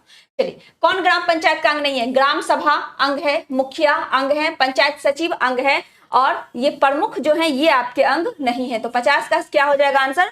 50 का आपका आंसर सी सही हो जाएगा। चलिए 50 का आपका आंसर सी सही हो जाएगा। प्रमुख सही है, हाँ सही है। ऋषि राज सही है, बिट्टू बाबू सही है, नीतीश सही है। चलिए राहुल कुशवाहा सी सही है। चलिए अगले क्वेश्चन की तरफ। क्वेश्चन नंबर आपका 51 आपके सामने है। क्या कह रहा है? सकल राष्ट्रीय आय को कुल जनसंख्या से भाग देने पर, यानी राष्ट्रीय आय को कुल जनसंख्या से भाग देने पर क्या प्राप्त होता है? प्रति व्यक्ति उत्पाद, प्रति व्यक्ति उपभोग, प्रति व्यक्ति आय, या वास्तविक प्रति व्यक्ति आय, ठीक है, वास्तविक प्रति व्यक्ति आय। कौन सा हो जाएगा आपका 51 का आंसर? जल्दी से बताएंगे 51 का आंसर कौन सा हो जाएगा आपका? जल्दी से बताएंगे। प्रति व्यक्ति आय बराबर क्या होता है? राष्ट्रीय आय को अगर हम देश की कुल जनसंख्या से भाग देते हैं तो क्या निकलता है मेरा? प्रति व्यक्ति आय निकलता है। तो इसका भी आंसर क्या होगा? प्रति व्यक्ति आय ही होगा, ठीक है। तो 51 का क्या हो गया? सी आपका सही आंसर हो गया। चलिए क्वेश्चन नंबर 52। हाँ सी जो आंसर कर रहे हैं सबका सही है, ठीक है, सी सही है। ऋषिराज सी सही है, बिट्टू सही है। चलिए राहुल कुशवाहा सी सही है। चलिए अगले क्वेश्चन की तरफ चलते हैं। जीएसटी क्या है? जीएसटी हिंदी में लिखा हुआ है। जीएसटी किस तरह का कर है? प्रत्यक्ष कर है, अप्रत्यक्ष कर है, वस्तु और सेवा के प्रकार पर निर्भर करता है, या उपयुक्त में से कोई नहीं, ठीक है। तो 52 का आंसर बताएंगे। ये सबको पता होगा, बहुत इजी क्वेश्चन है, इसके बारे में सब जानते हैं। GST goods and service tax, ठीक है। जीएसटी का आंसर बता दीजिए। 52 का आंसर क्या हो जाएगा?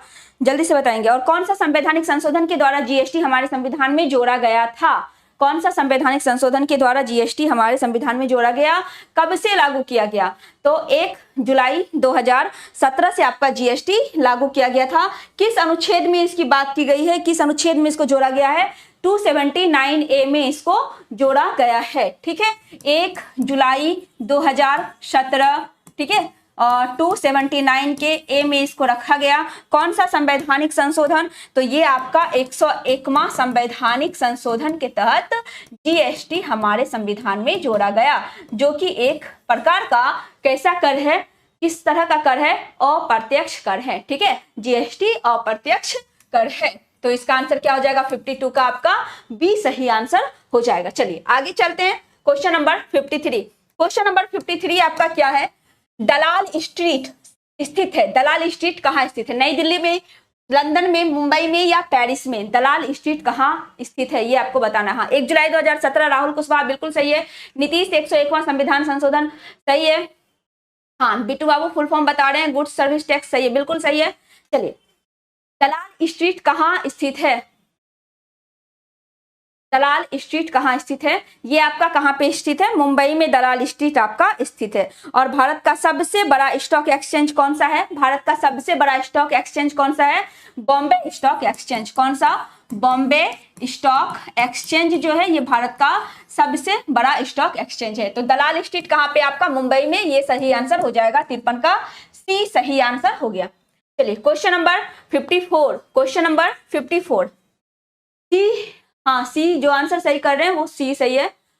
बिट्टू बाबू बी आंसर कर रहे हैं। लंदन में, दलाल स्ट्रीट लंदन में नहीं है, दलाल स्ट्रीट आपका हमारे मुंबई में है। ठीक है, चलिए दुर्गापुर, भिलाई और राउरकेला स्ट्रीट संयंत्र कहाँ पर स्थित है? ठीक है, दुर्गापुर, भिलाई और राउरकेला की जो स्थापना है वो किस पंचवर्षीय योजना में आपकी की गई थी? ठीक है, ये आपको बताना है। प्रथम पंचवर्षीय योजना में, दूसरे में, तीसरे में या चौथे पंचवर्षीय योजना में किसमें दुर्गापुर, भिलाई और राउरकेला की स्थापना की गई थी?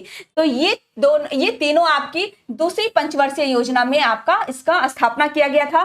तीसरा में किसका किया गया था? तो एक बच जाता है आपका, कौन सा? बोकारो। कहाँ पे है? बोकारो आपका झारखंड में है। ये तीसरी पंचवर्षीय योजना में इसकी स्थापना की जाती है। ठीक है, राउरकेला पश्चिम जर्मनी की सहायता से स्थापना किया जाता है। दुर्गापुर का ब्रिटेन की सहायता से किया जाता है। दुर्गापुर आपका पश्चिम बंगाल कोलकाता में है। ठीक है, और भिलाई आपका सोवियत संघ रूस की सहायता से किया जाता है। और बोकारो भी आपका किसकी सहायता से? रूस की सहायता से किया जाता है। तो दुर्गापुर, भिलाई और राउरकेला स्टील संयंत्र की स्थापना दूसरे पंचवर्षीय योजना काल में की गई थी। ठीक है, इसका आंसर क्या हो जाएगा? 54 का बी आपका सही आंसर हो जाएगा। 54 का बी सही आंसर हो जाएगा। चलिए, अगर बोकारो पूछता तो तीसरी पंचवर्षीय योजना। हाँ, जो भी बी कर रहे हैं बिल्कुल ही सही है। ठीक है, दूसरी पंचवर्षीय योजना राहुल कुशवाहा बिल्कुल है, बिल्कुल सही है। अमृता सही है। चलिए अगले क्वेश्चन पे चलते हैं। अगला क्वेश्चन क्या है? भारतीय अर्थव्यवस्था में बेरोजगारी की प्रकृति क्या है? यानी भारत में जो बेरोजगारी है वो किस तरह की बेरोजगारी है? ठीक है, कैसी है? घर्षणीय है, प्रच्छन्न है, संरचनात्मक है या सभी है? ठीक है, भारत में बेरोजगारी किस तरह की है ये आपको बताना है। क्वेश्चन नंबर 55 का आंसर क्या हो जाएगा? क्वेश्चन नंबर 55 का आंसर क्या हो जाएगा? चलिए, भारत में बेरोजगारी कैसी बेरोजगारी है? ठीक है, 55 का आंसर क्या होगा? चलिए, हाँ ये सभी बिल्कुल सही है, बिल्कुल सही है। 55 का डी सही है। राहुल कुशवाहा, विकास भी कर रहे हैं, आंसर गलत है आपका।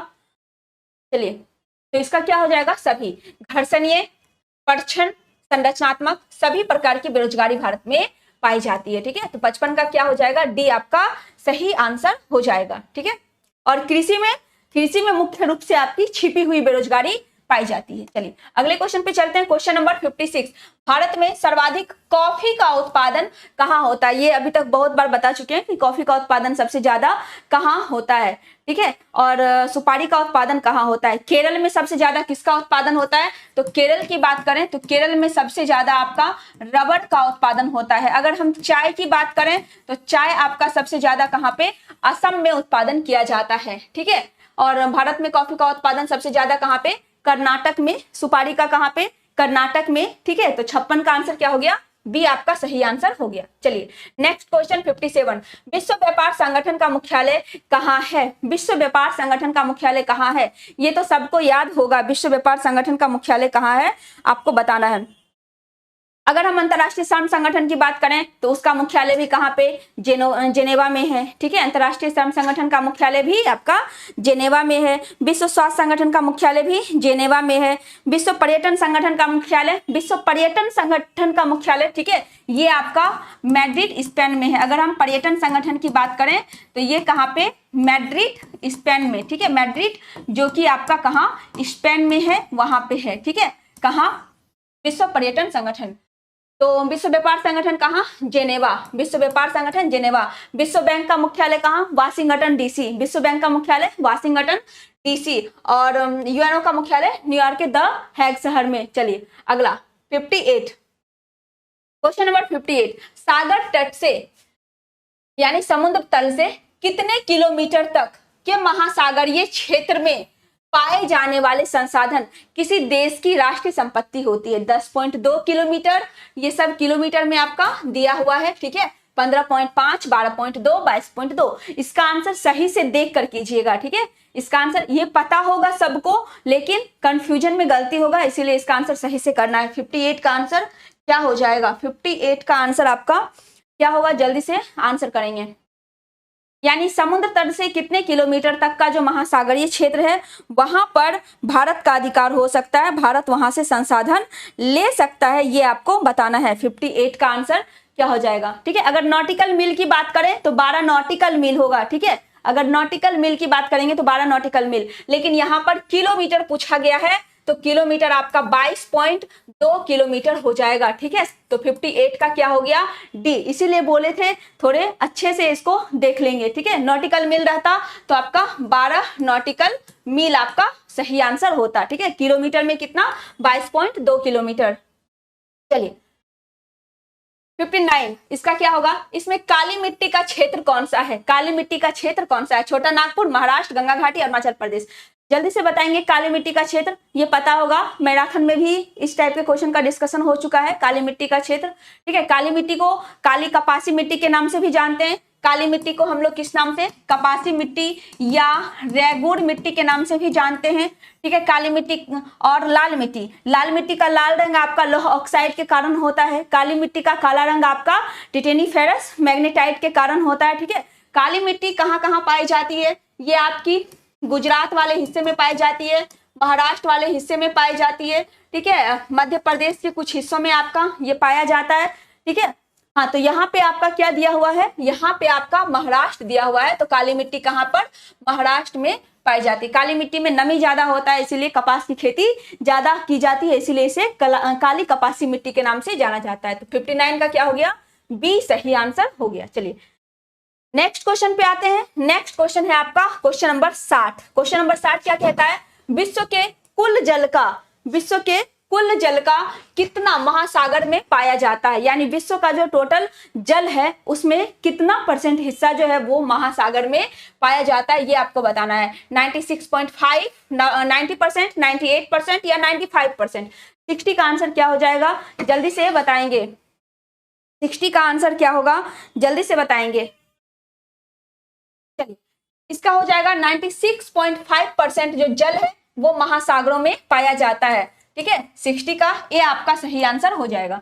61 क्या है, भारत के किस राज्य में वन आच्छादित भूभाग का क्षेत्र सबसे अधिक है। भारत का कौन सा राज्य है जहाँ पे सबसे ज्यादा जो वहां की जमीन है उस पर आपका वन आच्छादित है, ठीक है, यानी वन है।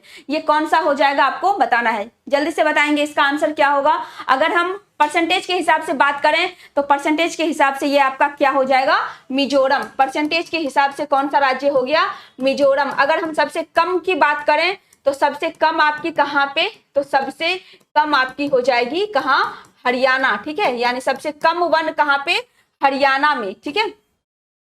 तो बताना है, बताइए जल्दी से। मध्य प्रदेश में, हाँ सही आंसर आने लगा। राहुल कुशवाहा मध्य प्रदेश, कंचन मध्य प्रदेश, विकास सी मध्य प्रदेश, बिल्कुल ही सही है। 61 का मध्य प्रदेश, ठीक है। मध्य प्रदेश, अरुणाचल प्रदेश, फिर अरुणाचल प्रदेश और फिर आपका छत्तीसगढ़।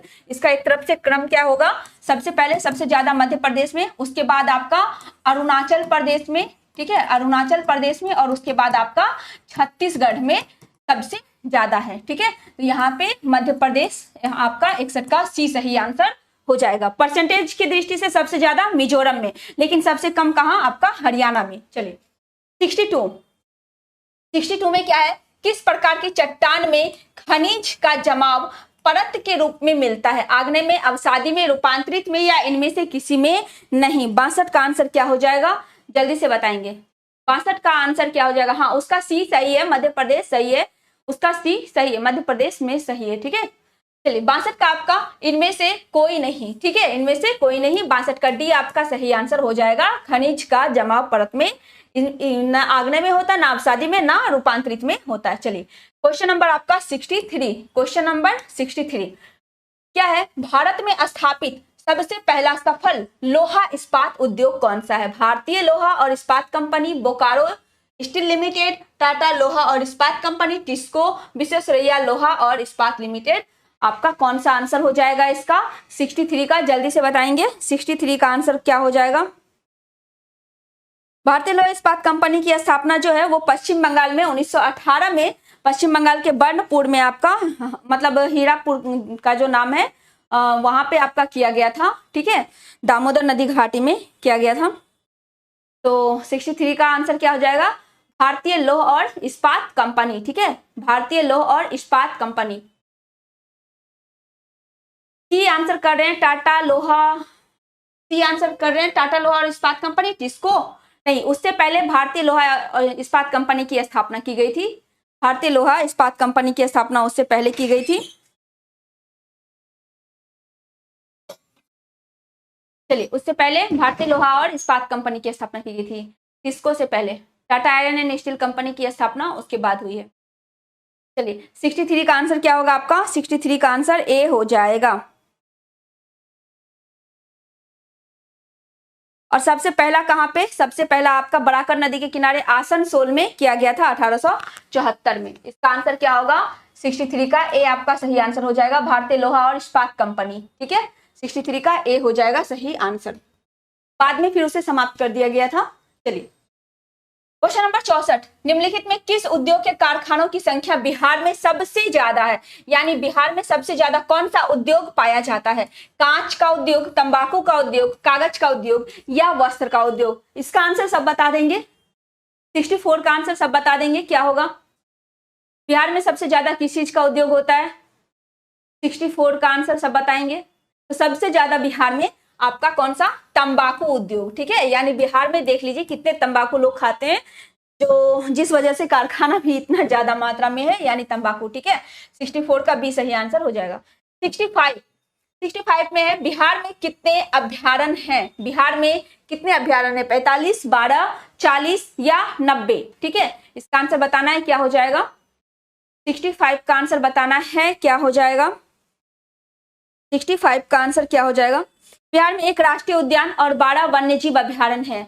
बिहार में एक आपका कौन सा राष्ट्रीय अभियान, एक राष्ट्रीय अभियान और 12 वन्यजीव अभ्यारण्य, 12 वन्यजीव अभ्यारण्य। ठीक है, ये आपका टोटल बिहार में है। तो 65 का आंसर आपको पता चल गया होगा अब तक, 65 का आंसर आपको पता चल गया होगा, 65 का आंसर पता चल गया होगा। वाल्मीकि वन्यजीव अभ्यारण्य कहाँ है, पश्चिमी चंपारण में।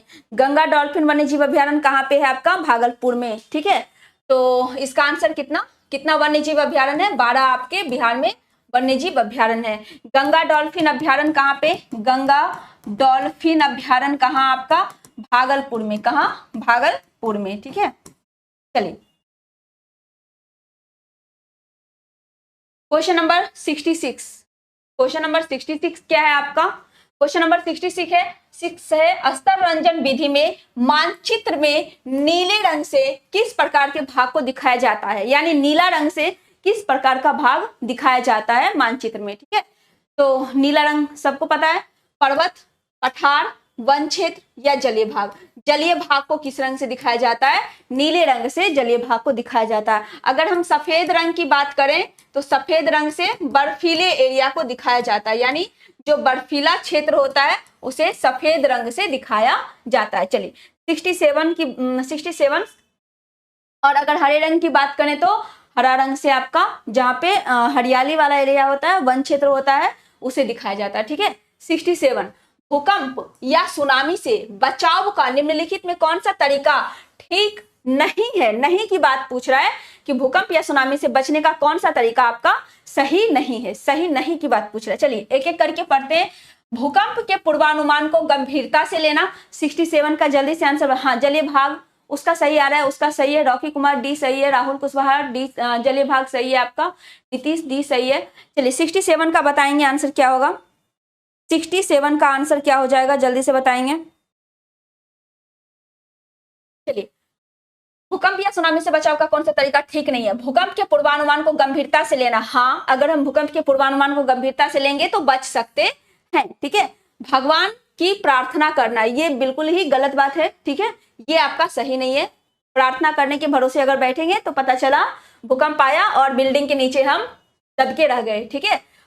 भूकंप रोधी भवन का निर्माण करना, हाँ, इसकी तैयारी हम पहले से कर सकते हैं। भवन जो बनाएंगे, जो घर बनाएंगे, ठीक है, वो भूकंप रोधी होगा। राहत के लिए गैर सरकार संगठन को तैयार रखना, हाँ, ये भी सही है आपका। राहत के लिए पहले से गैर सरकारी संगठन को तैयार रखा जा सकता है। तो इसका आंसर आपका क्या हो जाएगा? 67 का बी आपका सही आंसर हो जाएगा कि भगवान से प्रार्थना करना ये तरीका ठीक नहीं है, ठीक है। भगवान भी तभी सुनेंगे जब हम कुछ करेंगे। चलिए 67 का बी सही आंसर हो जाएगा। 68, इनमें कौन नवीकरणीय संसाधन है? खनिज तेल, कोयला, वन या इनमें से कोई नहीं। नवीकरणीय संसाधन की अगर हम बात करें, कौन सी नवीकरणीय संसाधन? नवीकरणीय संसाधन, तो इसका आपका एग्जाम्पल क्या क्या हो जाएगा? सौर ऊर्जा, पवन ऊर्जा, ठीक है, सौर ऊर्जा, पवन ऊर्जा, जल, वन, ये सब आपका क्या हो जाएगा? नवीकरणीय संसाधन। और अनवीकरणीय संसाधन की अगर हम बात करें तो इसमें क्या क्या आ जाएगा आपका? कोयला, पेट्रोलियम, ये सब किस में आ जाएगा आपका? अनवीकरणीय संसाधन में आ जाएगा, ठीक है। कोयला, पेट्रोलियम, प्राकृतिक गैस, परमाणु भट्टी, ये सब किस में? अनवीकरणीय संसाधन में। तो आपका 68 का आंसर क्या हो जाएगा? सी आपका सही आंसर हो जाएगा। नवीकरणीय संसाधन का उदाहरण कौन सा है? सी आपका सही आंसर हो गया। चलिए, कोयला और नवीकरणीय है। चलिए 88, उत्तर प्रदेश यानी यूपी का प्रसिद्ध लोक नृत्य कौन सा है? मांग, कजरी, बोल या बोली, ठीक है, कौन सा हो जाएगा इसमें? सही आंसर इसका बताना है। 88 का सही आंसर आपको बताना है, कौन सा हो जाएगा? 88 का सही आंसर बताना है। कथक जो उत्तर भारत, उसमें भी मेनली कहाँ का? यूपी का शास्त्रीय नृत्य है, ठीक है। कथक, कजरी, रासलीला, नौटंकी, ये सब कहाँ का आपका? ये सब आपका यूपी का। यूपी का कौन कौन सा? चार कूला, ठीक है, चार कूला, रासलीला, ठीक है, रासलीला, नौटंकी, नौटंकी, कजरी, ठीक है, और उसके साथ आपका कथक, ये सब कहाँ का? यूपी का। अगर हम बिहार की बात करें तो बिहार में आपको बताना है, बिहार में जट जटिन, ठीक है, बिहार में जट जटिन, झुमरी, झिझिया, विदेशिया, ये सब कहाँ का? बिहार का है। जट जटिन, जट जटिन या जाट जाटिन, ठीक है, झुमरी, ठीक है, झुमरी, जट जटिन, विदेशिया, ठीक है, विदेशिया, सावा चकोवा, ठीक है, सावा चकोवा, ये तो कल के एग्जाम में भी पूछा गया, सावा चकोवा, ठीक है, सावा चकोवा में, सावा चकोवा से क्वेश्चन पूछा गया था, सावा चकोवा, ये सब कहाँ का? आपका बिहार का नृत्य है, ठीक है।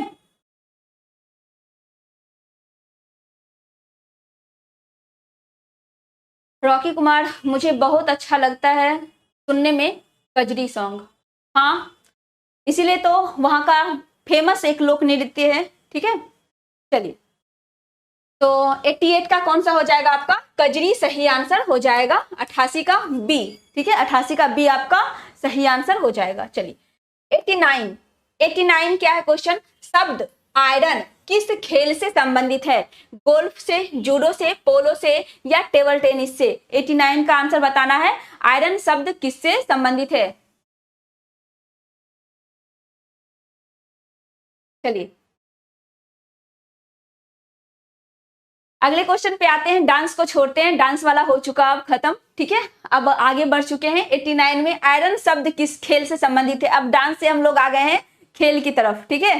चलिए तो अब खेल लिया जाए, आयरन शब्द बताया जाए कहाँ का है। आयरन शब्द आपका कहाँ का है, किस खेल से संबंधित है आयरन शब्द आपका?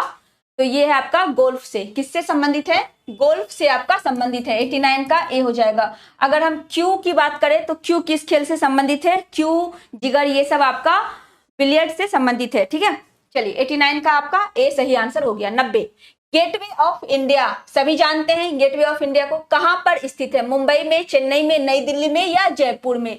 गेटवे ऑफ इंडिया और इंडिया गेट ये दो चीज है, गेटवे ऑफ इंडिया और India Gate. Gateway of India, इसकी जो स्थापना है वो कब की गई? 1911 में की गई थी। गेटवे ऑफ इंडिया की स्थापना 1911 में, और 1921 में आपका इंडिया गेट, 1921 में कौन सा? इंडिया गेट की स्थापना की गई थी। ठीक है, और 1911 में आपका क्या? Gateway of India. दोनों का डेट याद रखेंगे।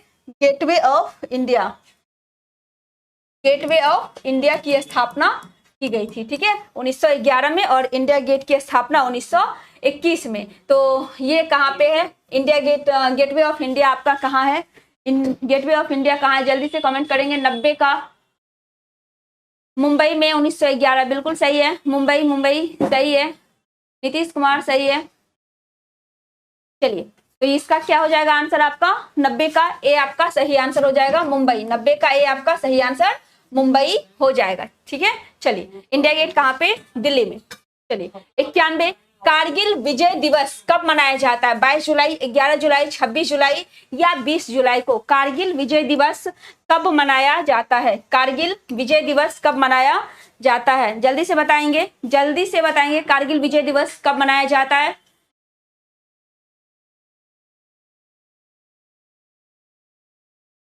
हाँ, जॉर्ज पंचम और रानी मैरी के स्वागत में बनाया गया था। ठीक है, चलिए अब कारगिल विजय दिवस बताएंगे। कारगिल विजय दिवस कब मनाया जाता है? कारगिल विजय दिवस, आंसर आने लगा। सी 26 जुलाई बिल्कुल सही है। कारगिल विजय दिवस आपका 26 जुलाई को मनाया जाता है।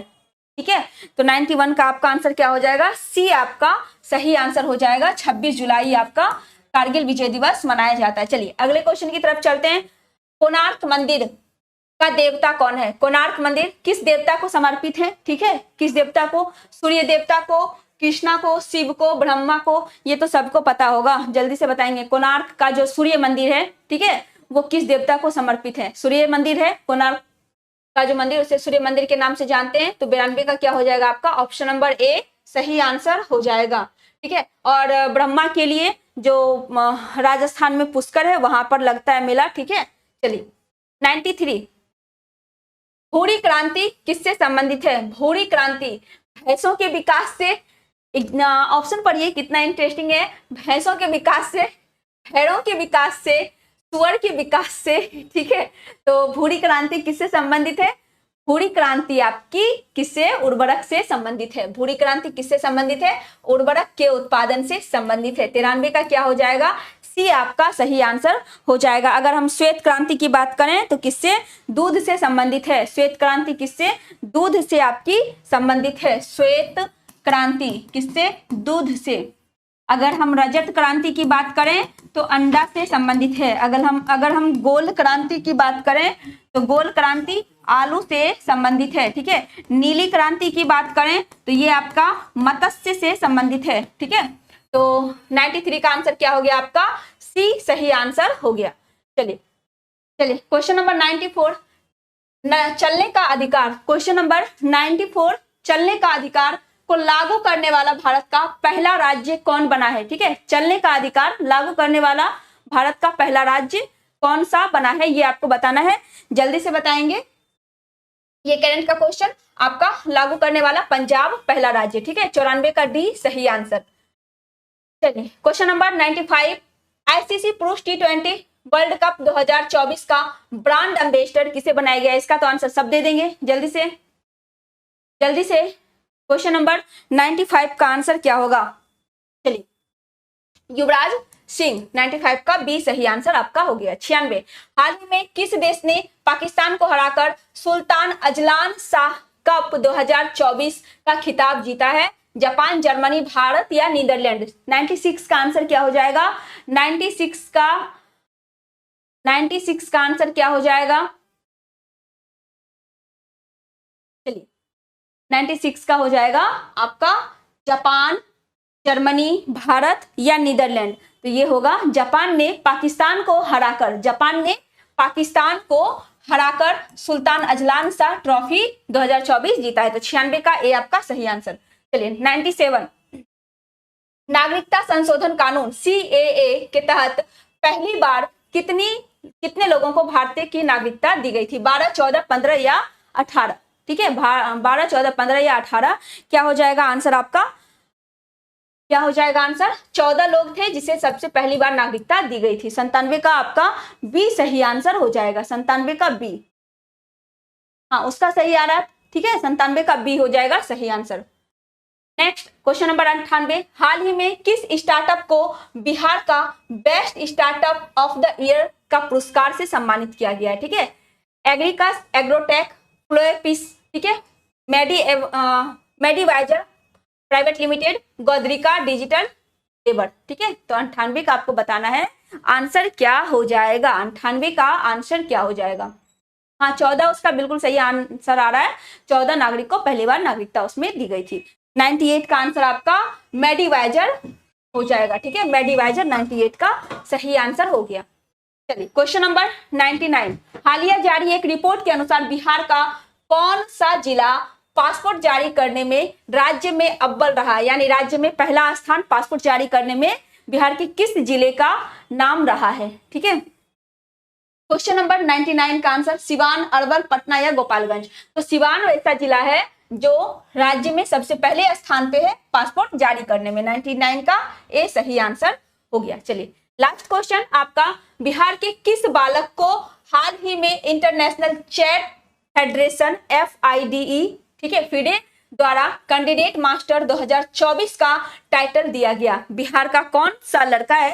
ठीक है, बिहार का कौन सा लड़का है जिसे इंटरनेशनल चेस फेडरेशन द्वारा कैंडिडेट मास्टर 2024 का टाइटल दिया गया है? रेयान मोहम्मद, P श्याम निखिल, विकास सिंह या अर्जुन झा? इसका आंसर क्या हो जाएगा? जल्दी से 100 का करेंगे। PPSSC ग्रुप, यह टेस्ट किस ऐप पर चलता है मैडम?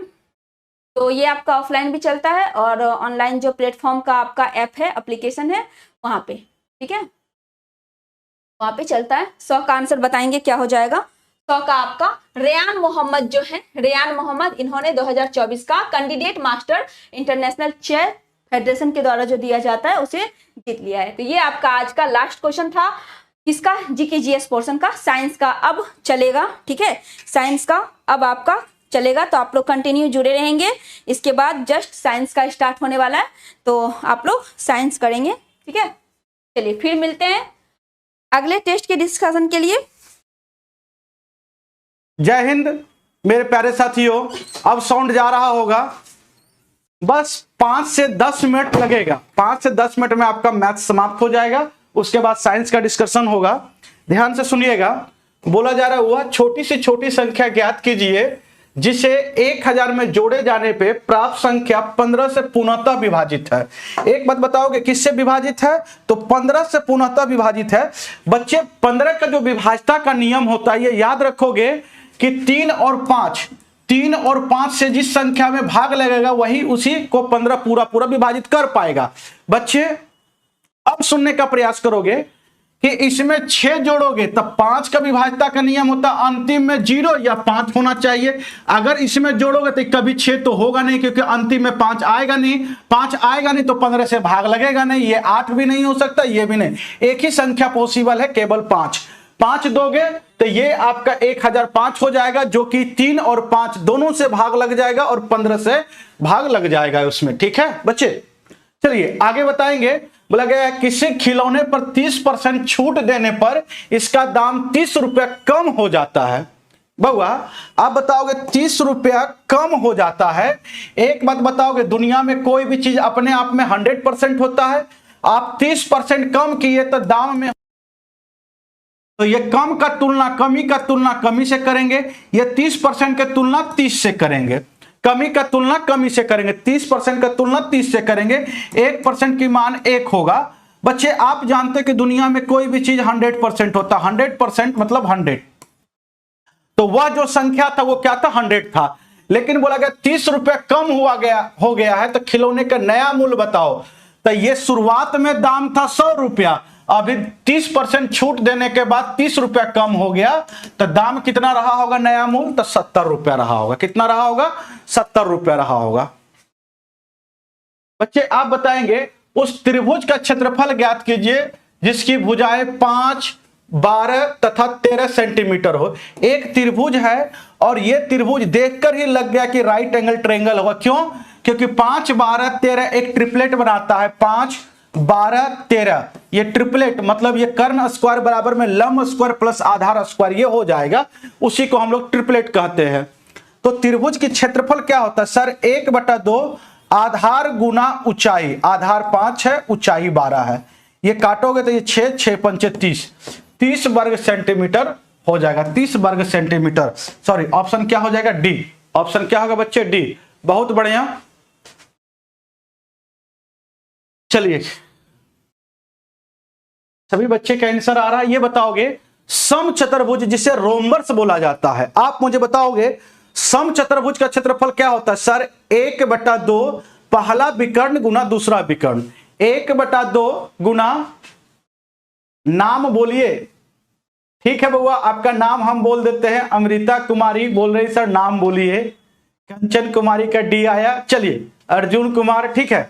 सुनोगे बंटी का, तो बोला गया समचतुर्भुज को इंग्लिश में बोला जाता है क्या, रोम्बस, जिसकी प्रत्येक भुजा बराबर होता है। प्रत्येक भुजा क्या होता है, बराबर होता है। इसके विशेष क्या है, तो सर जी इसका विकर्ण जो होता है एक दूसरे को लंब द्विभाजक होता है। परपेंडिकुलर बाइसेक्टर, परपेंडिकुलर बाइसेक्टर का मतलब ये दो बराबर भागों में 90 डिग्री पे ये बांटेगा, ठीक है। तो इसकी भुजाएं कितना है, तो 13 है, सभी भुजाएं 13 है। और पहला विकर्ण 24 है। 24 का 2 बराबर भागों में बांटोगे तो 12, 12। अभी एक ट्रिपलेट अभी तुरंत पढ़े थे सर, 5, 12, 13 ट्रिपलेट होता है। तो ये 90 डिग्री है, ये 12 है, ये कर्ण 13 है, 90 डिग्री सामने वाला भुजा, तो ये कितना होगा, ये 5। तो ये आधा 5, तो इधर भी 5 ही होगा, तो 5, 5, 10। तो दूसरा विकर्ण आ गया 10 और पहला विकर्ण आपका कितना था, 24। तो रोम्बस का जो क्षेत्रफल होगा वो क्या होगा, 1/2 पहला विकर्ण गुना में दूसरा विकर्ण। तो बच्चे 1/2 पहला विकर्ण 10 और दूसरा विकर्ण 24, ये ऐसे काटोगे तो 12, 12 गुना 10, 120 सेंटीमीटर स्क्वायर आपकी आंसर हो जाएगा। 120 सेंटीमीटर स्क्वायर हो जाएगा। बोलोगे एक बार हमारे साथ, रोम्बस का जो क्षेत्रफल होता है समचतुर्भुज का क्षेत्रफल 1/2 पहला विकर्ण गुना दूसरा विकर्ण होता है। बच्चे वृत्त की परिधि बताओगे, वृत्त की परिधि होता है 2 पाई आर और यह है कितना, तो सर 30 पाई है। पाई से पाई यहां से क्या निकलेगा, तो यहां से आर निकल जाएगा, ये 15। आर की मान, आर मतलब त्रिज्या की मान 15 आ गया। बोला इसका क्षेत्रफल बताए, तो वृत्त का क्षेत्रफल एरिया ऑफ सर्किल क्या होता है सर, पाई आर स्क्वायर होता है। तो पाई को पाई रहने दिया जाए और आर की मान 15, 15 का स्क्वायर करोगे 225, आंसर हो जाएगा 225 पाई। 225 पाई, ऑप्शन बच्चे क्या होगा, बी। ऑप्शन क्या होगा, बी।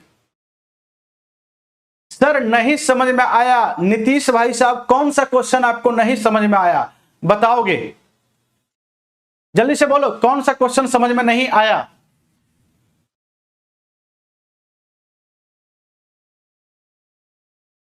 चलिए ये समझेंगे।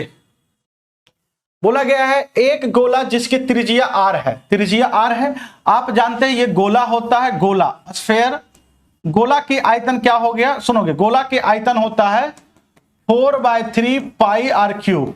और शंकु, ये शंकु हो गया, और शंकु की आयतन होता है, याद रखोगे, आयतन वॉल्यूम होता है 1/3 पाई आर स्क्वायर एच। बोला जाता है गोला की त्रिज्या r है और शंकु की आधार की त्रिज्या भी r है, दोनों का आयतन भी बराबर है। बोला गया उसकी ऊंचाई, आयतन, गोले के आयतन 4/3 पाई आर क्यूब, और बोला जाता है और शंकु की त्रिज्या, दोनों की आयतन बराबर है। तो गोला का आयतन ये हुआ, शंकु की आयतन 1/3 पाई आर स्क्वायर एच, ये हो गया। अब 3 से 3 कट जाएगा, पाई से पाई कट जाएगा, यहाँ पे 2 आर है, 2 आर, इधर 3 आर है, 2 आर कटेगा तो 1 आर बचेगा। तो एच की मान कितना आ गया, 4r। h की मान कितना के बच्चे 4r। ऑप्शन क्या हो जाएगा 4r। चलिए, जिन बच्चे को नहीं समझ में आता है वो एक बार जरूर बोलोगे। बोला कि b के किस धनात्मक मान पॉजिटिव वैल्यू के लिए समीकरण इतना के मूल समान होगा। देखोगे मूल अगर इक्वल हो, रूट्स अगर इक्वल हो तो d बराबर में 0 होना चाहिए। d का मतलब विवेचक, और d की फॉर्मूला होता है b square minus 4ac dictionary, ठीक है। b स्क्वायर माइनस 4ac होता है, ठीक है बच्चे। तो d की मान 0 होना चाहिए। तो बताओगे d निकालोगे, d कैसे निकालोगे, d बराबर में 0 होना चाहिए, तो तभी जाकर मूल क्या होगा समान होगा, इक्वल होगा, इक्वल रूट्स होगा। तो सर जी बी स्क्वायर, इसकी फॉर्मूला था बी स्क्वायर माइनस 4ac बराबर में 0 होना चाहिए। तो बी स्क्वायर की मान तो बी ही है, तो बी का स्क्वायर माइनस में 4, ए की मान कोफिशिएंट ऑफ एक्स स्क्वायर का आगे वाला संख्या 1 है, और ये सी को 9 कहते हैं कांस्टेंट टर्म, बराबर में 0, बराबर में 0। सर बी स्क्वायर 9 चौके 36 माइनस में उस और जाएगा तो प्लस में हो जाएगा। तो b बराबर में होगा प्लस माइनस 6, लेकिन आपको निकालना क्या है पॉजिटिव धनात्मक मान निकालना। क्या निकालना बच्चे धनात्मक मान। तो धनात्मक मान बताओगे क्या होगा, तो b बराबर में क्या हो जाएगा 6। आंसर क्या होगा 6, ऑप्शन ए। ऑप्शन क्या होगा बच्चे ए हो जाएगा। अरे हाँ या ना बोलेंगे, हाँ या ना बुआ। चलिए 2-4 क्वेश्चन और होगा। आप तो ये सिंपल क्वेश्चन है, आप जानते हैं कि साइन 60 का मान होता है √3/2 और cos 60 का मान 1/2। बोलोगे √3/4। आंसर क्या होगा डी। आंसर आपका क्या हो जाएगा बच्चे डी। लास्ट क्वेश्चन है, बोला गया ताश के पत्तों की एक गड्डी से यादृच्छिक रूप से एक पत्ता निकाला जाता है, फेस कार्ड मिलने की क्या प्रायिकता होगा। फेस कार्ड जिस पे चित्र बना हुआ रहता है, क्या क्या रहता है तो सुनोगे, बादशाह, रानी और गुलाम, किंग, किंग के बाद क्यून, क्यून के बाद जैक, ठीक है। अब बताओगे ये कितना रहता है, तो पत्ते होते 52, 52 पत्ते में 26 लाल 26 जो है काला होता है, 26 लाल 26 काला, और उसमें भी 2-2 होता है, एक ईंट होता है और एक क्या होता है, सुनोगे ईंट के बाद क्या होता है बच्चे, कोई बच्चे बताओगे, लाल में बताओगे, ईंट के बाद लाल पान होता है, ईंट के बाद लाल पान होता है, और ब्लैक में जो होता है वो हुकुम और चिड़ी होता है। तो ये 4 भागों में बटा हुआ रहता है, और सभी में फेस कार्ड 3 फेस कार्ड हो गए, और तीनों, और ये 4 भाग में 3 प्रकार का फेस कार्ड है, और 4 भागों में बटा हुआ, तो 4×3 12, याद रखोगे फेस कार्ड की संख्या 12 होता है। तो बोला गया अतिरिक्त रूप से पत्ता खींचोगे, टोटल 52 पत्ता, नीचे में 52 लिखते हैं, टोटल लिखते हैं, और घटना क्या बन रहा है, तो अतिरिक्त रूप से खींचोगे कार्ड में से, तो क्या प्रायिकता है कि फेस कार्ड हो, तब फेस कार्ड कितना होता है 12, तो 12 में से कोई भी फेस कार्ड है, किसी का नाम तो दिया नहीं है, तो 12 फेस कार्ड होता है, यही प्रोबेबिलिटी हो जाएगा। 4 से काटोगे 3 हो जाएगा, 13 चौका 52, 3/13, ऑप्शन क्या होगा सी। चलिए मैथ्स की क्लास बहुआ यहीं पे समाप्त होता है। बच्चे बताओगे कोई तरह का समस्या है तो आप मुझे बताओगे। देखिए बिहार पुलिस का एग्जाम चल रहा है, और उम्मीद करते हैं कि आप लोग इतना मेहनत कर रहे हैं, बहुत बेहतर परफॉर्मेंस रहेगा आप लोगों का, और अच्छे तरीका से आप जिस तरह से एग्जाम का देख रहे हैं कि सिलेबस था, बहुत ज्यादा लेवल भी नहीं था, जो बच्चे नहीं पढ़े होंगे उसके लिए तो लेवल काफी ज्यादा मायने रखता है, और जो आप पढ़ कर जाएंगे तो आपके लिए लेवल की कोई मतलब नहीं बनता है। अगर आप अच्छे ढंग से अगर प्रैक्टिस करते हैं, लेवल मतलब क्वेश्चन की प्रैक्टिस कर कर जाते हैं, तो दिक्कत आपको नहीं होगा। आपके लिए जाते जाते एक लाइन है, सुनाकर जाते हैं कि माना चलती कठिन परीक्षा है, माना चलती कठिन परीक्षा है, मेहनत हमारा हथियार है, गुरुओं से दीक्षा लेकर अर्जुन रण को तैयार है, सब्र गमैया बांध ना टूटे, सब्र का जो है बांध टूटना नहीं चाहिए, सब्र गमैया बांध ना टूटे, गला किस्मत का घोटूंगा, बस चंद महीना बाकी है, ले वर्दी लौटूंगा, वर्दी को लेकर लौटना है, ठीक है। क्या बता रहे हैं, ठीक है समझ। चलिए चलिए फिर क्वेश्चन का आंसर बताइए, क्वेश्चन का आंसर बताइए क्या होगा, बताइए। कह रहा है कि पौधे के आपका, देखिए कह रहा है क्या कि पौधे के मूल द्वारा, मतलब जो उसका मूल होता है, जड़ होता है, पौधे के मूल द्वारा जल का अवशोषण किस क्रिया के द्वारा होता है। जल का जो अवशोषण होता है किस क्रिया के द्वारा होता है, जल का अवशोषण किस क्रिया के द्वारा होता है, ठीक है। आंसर बताइए, आंसर बताइए किसके द्वारा होता है। आ गया सर। आंसर आंसर आंसर बताइए, आंसर पे फोकस करिए। किसके द्वारा होता है? तो ये आपका परासरण के द्वारा होता है। मतलब जो आपका पौधा होता है उसका जो मूल होता है जो जल को अवशोषण करता है, मतलब अपने तरफ जो खींचता है, ये परासरण क्रिया के द्वारा। किसके द्वारा? परासरण क्रिया के द्वारा, ठीक है। जबकि यहाँ संकुचन जो है इसका मतलब क्या होता है? सिकुड़ना होता है, ठीक है। तो यहाँ परासरण हो जाएगा। अब यहाँ पे देखिए जो आपका पौधा होता है इससे संबंधित एक दो बात ध्यान रखिए। मान लीजिए कि ये कोई भी आपका पौधा है, कोई भी आपका ये पौधा है, ठीक है ना। तो इसके नीचे क्या होगा? इसका जड़ होगा ना। ये अगर कोई भी पौधा है तो इसके नीचे आपका क्या होगा? इसका जड़ होगा। तो ये नीचे से जमीन से क्या करेगा? पानी को अवशोषित करेगा, मतलब जो जल होगा ना इसको अवशोषित करेगा। और बाहर से इसका पत्ती जो है ये क्या लेगा? तो ये कार्बन डाइऑक्साइड आपका लेगा, और नीचे से जो आपका H2O है ये जल लेगा। इसके बाद ये क्या करेगा कि अपना भोजन बनाएगा, यानी कि यहाँ पे फोटोसिंथेसिस होना शुरू हो जाएगा। तो फोटोसिंथेसिस में किसका जरूरत पड़ता है? तो कार्बन डाइऑक्साइड प्लस में वाटर का जरूरत होता है। और यहाँ पे आपका क्या होता है? तो सनलाइट होता है। क्या होता है आपका? सनलाइट। सनलाइट यानी कि सनलाइट के प्रेजेंस में ये क्या बनाता है आपका? तो ग्लूकोज बनाता है, और उसके साथ साथ बाई प्रोडक्ट के रूप में ऑक्सीजन भी बाहर निकलता है। तो मतलब ये क्या बनाता है? तो आपका ये जो बनाता है ग्लूकोज, यानी कि C6H12 और O6, ये ग्लूकोज आपका ये मेन प्रोडक्ट के रूप में, आपका मेन प्रोडक्ट के रूप में, मेन प्रोडक्ट के रूप में आपका बनता है। और इसके साथ प्लस में क्या आपका ऑक्सीजन भी निकलता है। ये आपका बाई प्रोडक्ट के रूप में होता है। ये ऑक्सीजन जो होता है क्या होता है आपका? बाई प्रोडक्ट के आपका रूप में, बाई प्रोडक्ट के रूप में आपका होता है, ठीक है ना। ये किसमें होता है आपका? बाई प्रोडक्ट के रूप में आपका होता है। समझ गए बातों को? तो इसका आंसर ऑप्शन आपका बी हो जाएगा। ये भी आपको याद रखना है। ग्लूकोज का फॉर्मूला भी याद रखना है। किसका फॉर्मूला है? ग्लूकोज का। ये किसका आपका? ग्लूकोज का आपका फॉर्मूला है C6H12O6। मतलब ग्लूकोज में 6 गो कार्बन होता है, 12 गो हाइड्रोजन होता है, और आपका 6 गो ऑक्सीजन भी होता है। इस इक्वेशन को आप चाहे तो बाइलेंस भी कर सकते हैं, लेकिन यहाँ बाइलेंसिंग का कोई नीड नहीं है। जस्ट पूछा जाता है कि ये कार्बन डाइऑक्साइड कहाँ से लेता है? तो हवा से, यानी कि आपका एयर से लेता है। और ये वाटर कहाँ? तो ये आपका जमीन से लेता है। कहाँ से लेता है? जमीन से लेता है। समझ गया बातों को? तो ये क्वेश्चन का आपका आंसर ये हो गया। आगे बढ़े, चलिए दूसरा क्वेश्चन बताइए क्या होगा डियर। दूसरा बताइए क्या होगा? कह रहा है निम्नलिखित में आपका किस प्रकार के उत्तक के आपका अधिक मात्रा में आपका एकत्र होने वाले के शरीर मोटा हो जाता है। मतलब इसमें से कौन सा आपका उत्तक यानी कि टिश्यू है, इसमें से कौन सा आपका टिश्यू है जो क्या करता है? सर नेम बोलिए ना। अच्छा ठीक है, अमृता, ठीक है। इधर देखिए क्वेश्चन का आंसर दीजिए। क्वेश्चन का आंसर देना ज्यादा जरूरी है। देखिए क्या आपका कि कौन सा आपके शरीर में टिश्यू यानी कि उत्तक बढ़ जाता है कि आप मोटा हो जाते हैं? तो ये आपका एडिपोज आपका टिश्यू होता है। एडिपोज टिश्यू कहता है कि आपका ये आपका वसा उत्तक होता है। क्या होता है आपका? ये वसा उत्तक होता है डियर। कौन सा उत्तक है? वसा उत्तक है, ठीक है ना। चलिए यहाँ पे देखिए ये वसा उत्तक जो होता है आपका आपके भार का, मतलब ये कितना होता है? तब पुरुष में आने की, पुरुष में उसके भार का कितना होता है?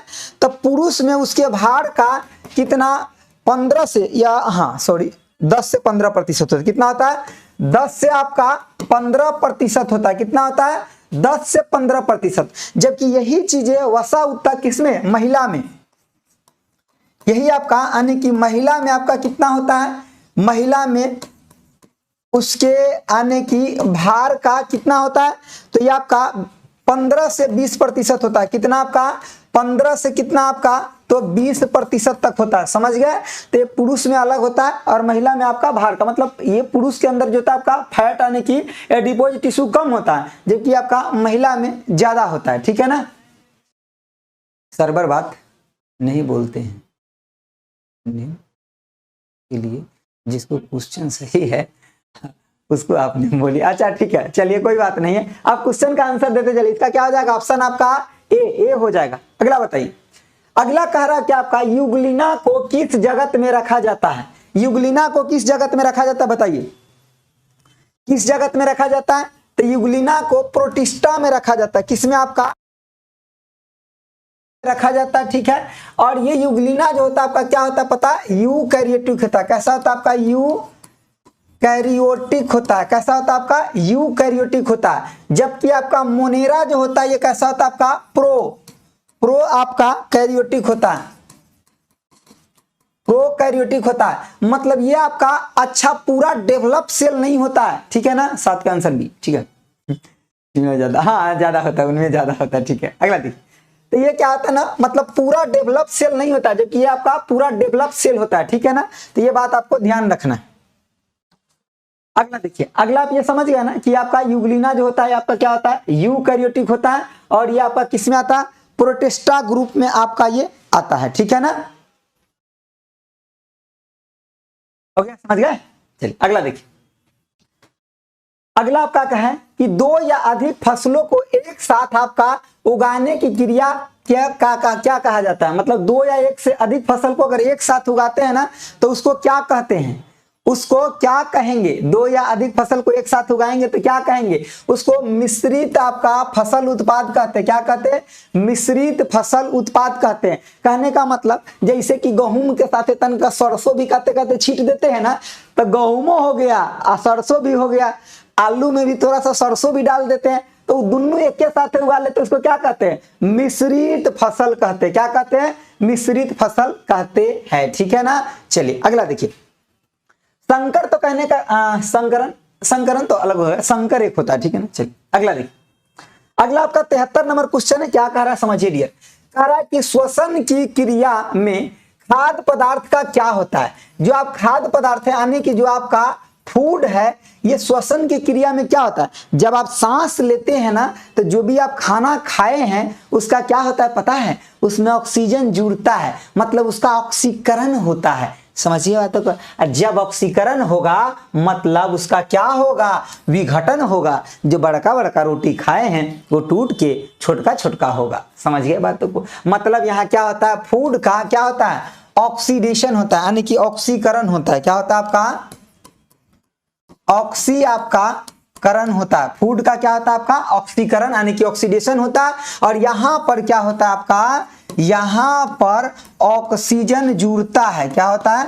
यानी कि जुड़ता है। ऑक्सीजन क्या होता है आपका? जुड़ता है, ठीक है। ऑक्सीडेशन हुआ यानी कि ऑक्सीजन यहाँ पे क्या हुआ आपका? जुड़ा, ठीक है। और ये फूड में जैसे ही आपके शरीर में ऑक्सीजन जुड़ता है और फूड का क्या होता है आपका? विघटन, यानी कि ये ऑक्सीकरण हो रहा है। क्या हो रहा है आपका?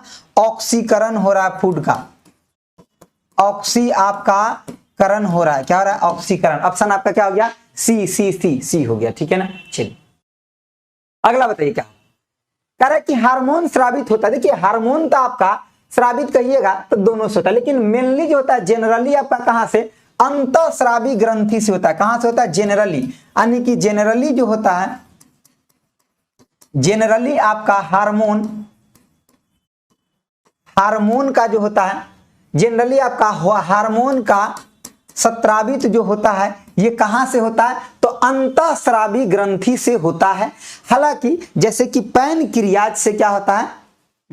सर जिसका सही है जवाब होता है। हाँ ठीक है, तो पहले आंसर तो दीजिए। कहाँ आंसर दिए हैं? अरे आंसर कहाँ दिए हैं आप? ठीक है, आंसर आप कहाँ दिए हैं? 74 का आंसर दिए हैं क्या? एक बार खुद देखिए।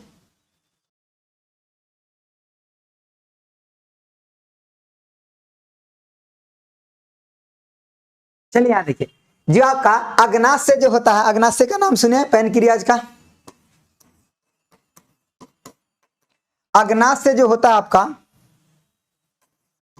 अग्नाशय जो होता है ये आपका पैनक्रियाज जो होता है ये आपका अंतःस्रावी और बाह्यस्रावी दोनों होता है। ये आपका क्या होता है? बाह्यस्रावी भी होता है और आपका अंतःस्रावी भी होता है। तो ये दोनों होता है, इसको ध्यान में रखिएगा। हालांकि जनरली जो हार्मोन निकलता है आपका मतलब क्या होता है? आपका अंतःस्रावी आपका होता है। तो क्वेश्चन का आंसर क्या हो जाएगा? ऑप्शन आपका ए हो जाएगा। क्या हो जाएगा? ऑप्शन ए हो जाएगा। चलिए अगला बताइए, अगला क्वेश्चन बताइए क्या होगा? किस प्रकार के आपका जनन में आपका जनक के शरीर से आपका क्या कलिका निकलती? कलिका निकलने का मतलब सोते हैं जैसे कि उसका एक और दाढ़ी पाती निकल जाना, तो उसी को क्या बोलते हैं? कलिका निकलना। एक और दाढ़ी पाती को निकलना मतलब कलिका निकलना। तो ये आपका कहाँ होता है, मुकुलन, यानी कि मुकुलन को क्या बोलते हैं, बडिंग बोलते हैं, बडिंग बोलते हैं, क्या बोलते हैं इसको, बडिंग बोलते हैं। मुकुलन आने की आपका क्या होता है, ये बडिंग होता है, ठीक है। जैसे कि मान लीजिए कि यहाँ पे आपका एक पहले से आपका पेड़ पौधा कुछ था, ऐसे समझिए, देखिए जैसे कि मान लीजिए आपका एक ये पहले से किसी भी चीज का आपका पेड़ था, ठीक है ना। अब इसमें से क्या हुआ ना कि मतलब अगर ये चीजें कुछ टूटा या कुछ हुआ तो यहाँ से वो हटले भी निकल गया, यहाँ से वो हटले भी निकल गया, तो क्या होता है, मतलब कह रहा है किस प्रकार के आपका जनन में आपका शरीर से आपका कलिका निकलता, तो आपका बडिंग में, इसको क्या कहते हैं, निकलना को क्या कहते हैं, मुकुलन या फिर बडिंग कहते हैं, ठीक है। तो क्वेश्चन का आंसर क्या हो जाएगा आपका, ऑप्शन ए हो जाएगा। विखंडन तो मतलब होता है टूटना, तब विखंडन होता है, ठीक है ना, नहीं विखंडन इधर ये तो अपखंडन दे दिया, ठीक है। विखंडन में क्या होता है आपका, टूटता है वो चीजें। चलिए आगे देखिए, आगे कह रहा आपका कि किशमिश के दाने, ये दोनों नहीं होगा, दाने होगा, क्या होगा, किशमिश के दाने, क्या होगा, यहाँ दाने कर लीजिए, किशमिश का आपका दाने, किशमिश के दाने को जल में डालने पर यानी कि किशमिश क्यों फूल जाता है। देखिए जो आपका किशमिश होता है ना, तो उसके अंदर को अगर फोड़िएगा ना, तो उसके अंदर जो होता है ना रस, वो देखिएगा बहुत गाढ़ा रहता है। रस क्या रहता है अंदर में, जब किशमिश को फोड़िएगा ना, अगर सूखल नहीं होगा, थोड़ा मतलब ज्यादा गीला गीला टाइप का होगा, उसको फोड़िएगा तो अंदर में रस होता है, तो उसके अंदर में क्या होता है ना, रस होता है। और जब ये उसको पानी में डालते, देखिए मान लीजिए आपका ये किशमिश हो गया, ठीक है ना, ये किशमिश हो गया, ठीक है। और जब ये इसको आप कहाँ डालें, इसको पानी में डालें ना, देखिए इसको क्या किया, पानी में डालें, इसको कहाँ डालें, इसको जब पानी में डाले ना, तब पानी का यहाँ कंसंट्रेशन क्या है, कम, तो ये क्या हो जाएगा, आराम से बड़ी इसके अंदर इंटर कर जाएगा, क्या हो जाएगा, इसके अंदर इंटर कर जाएगा। और इसके अंदर इंटर कर जाएगा ना, तो अब ये किशमिश जो पहले चपटल था ना, अब ये ऐसे फूल करके ऐसे ढेनवा टाइप का हो जाएगा, समझिए बात को। तो ये क्या हुआ, ये क्या होता है आपका बाह्य परासरण होता है, नहीं, ये क्या होता है आपका अंतःपरासरण होता है। क्या होता है आपका, ये आपका अंतःपरासरण होता है। क्या होता है, अंतःपरासरण, मतलब इसके अंदर चीजें जो क्या हो रहा है, तो जा रहा है। तो क्वेश्चन का आंसर क्या हो जाएगा, ऑप्शन आपका बी हो जाएगा, अंतःपरासरण हो जाएगा। और यहीं पे मान लीजिए कि कोई एकदम बढ़िया सा अंगूर रहता और उसको चीनी के घोल बना करके उसमें डाल देते, तो वो क्या होता ना कि धीरे धीरे उसमें के पानी आपका बाहर चला जाता, तब वहां क्या होता ना कि वो अंगूर सिकुड़ जाता तन का, तब होता ये बाह्य परासरण। अभी के केस में आंसर आपका ये हो जाएगा, ठीक है। लेकिन यहाँ पे देखिए, ध्यान रखिए, देखिए ये बाह्य परासरण कैसे होता है, जैसे कि मान लीजिए एगो अच्छा सा फूला फूला एकदम अंगूर का दाना है आपके पास, क्या है आपका अंगूर का कोई दाना एकदम पूरा ढेनवा टाइप का फूलल था, इसको आप क्या किए कि कहाँ डाल दिए ना कि एक पानी लिए, ठीक है, कंसंट्रेशन हाई कंसंट्रेशन वाला चीज अभी फूला लेना, तो एक अंदर के जो रस है ना वो पतला है, इसके अंदर के रस जो है क्या है आपका पतला है। अब इसको जैसे ही आप इसमें डाले ना, ये चीनी का मान लीजिए कि घोल बना करके डाल दिए, क्या कर दिए, चीनी का, यहाँ पे इसका चीनी के घोल बना करके कंसंट्रेशन में डाल दिए, तब ये क्या होगा, इसमें के पानी आपका बाहर जाएगा, ठीक है, क्या हो जाएगा, बाहर चला जाएगा। जब इसमें के चीजें बाहर जाएगा तब ये क्या हो जाएगा, धीरे धीरे सिकुड़ जाएगा, जो पहले फूलल था ना, ये अब कैसे हो जाएगा, सिकुड़ करके ऐसे हो जाएगा।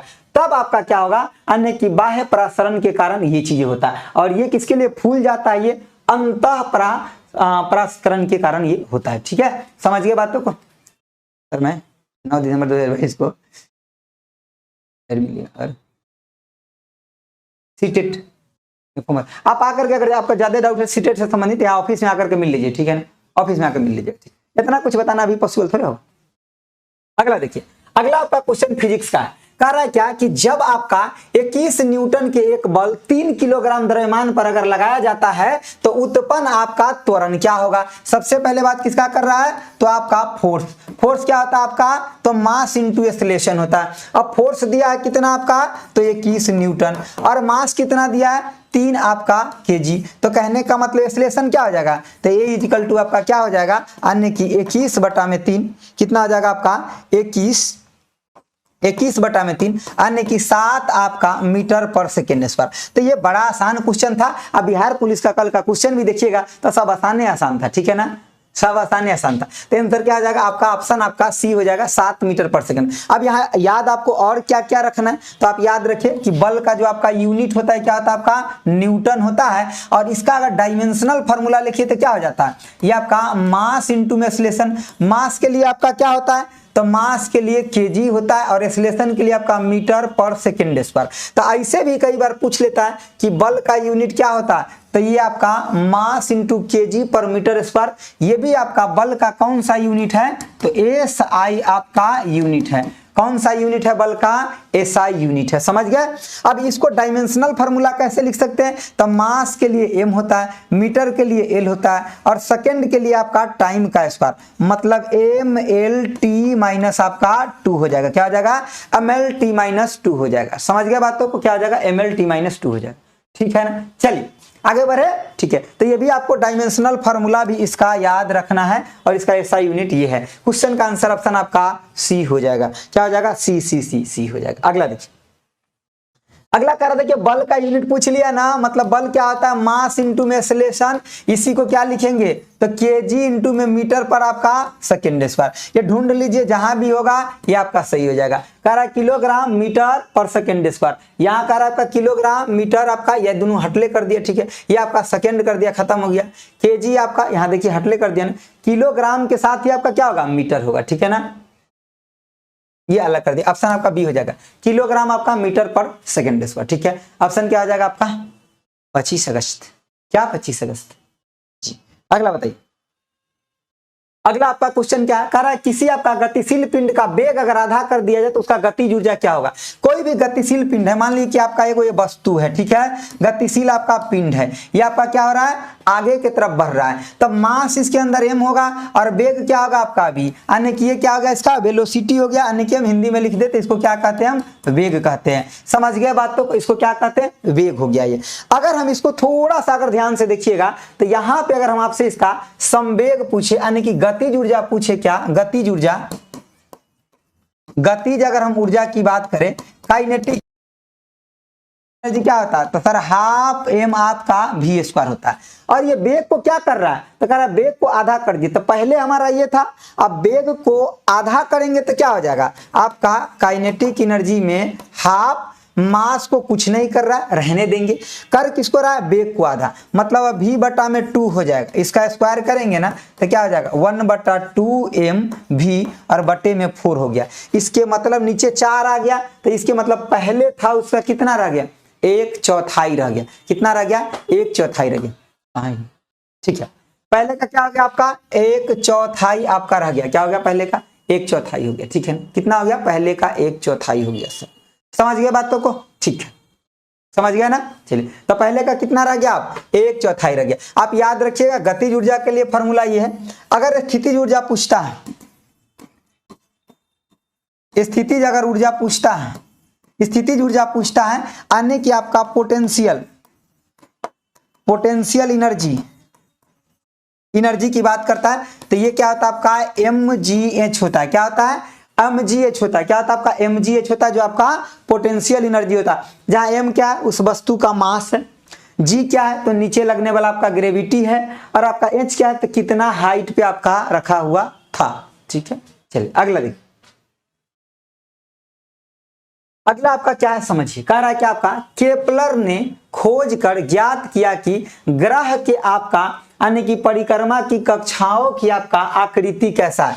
तो ग्रह जो आपका घूमता है वो कैसे घूमता है? आपका इस आकार में आपका ऐसे घूमता है। ठीक है, ग्रह जो आपका घूमता है इस टाइप से, यानी कि दीर्घ वृत्ताकार में। कैसे घूमता है आपका ग्रह? तो दीर्घ वृत्ताकार में आपका घूमता है। कैसे घूमता है ग्रह? तो दीर्घ वृत्ताकार में आपका घूमता है।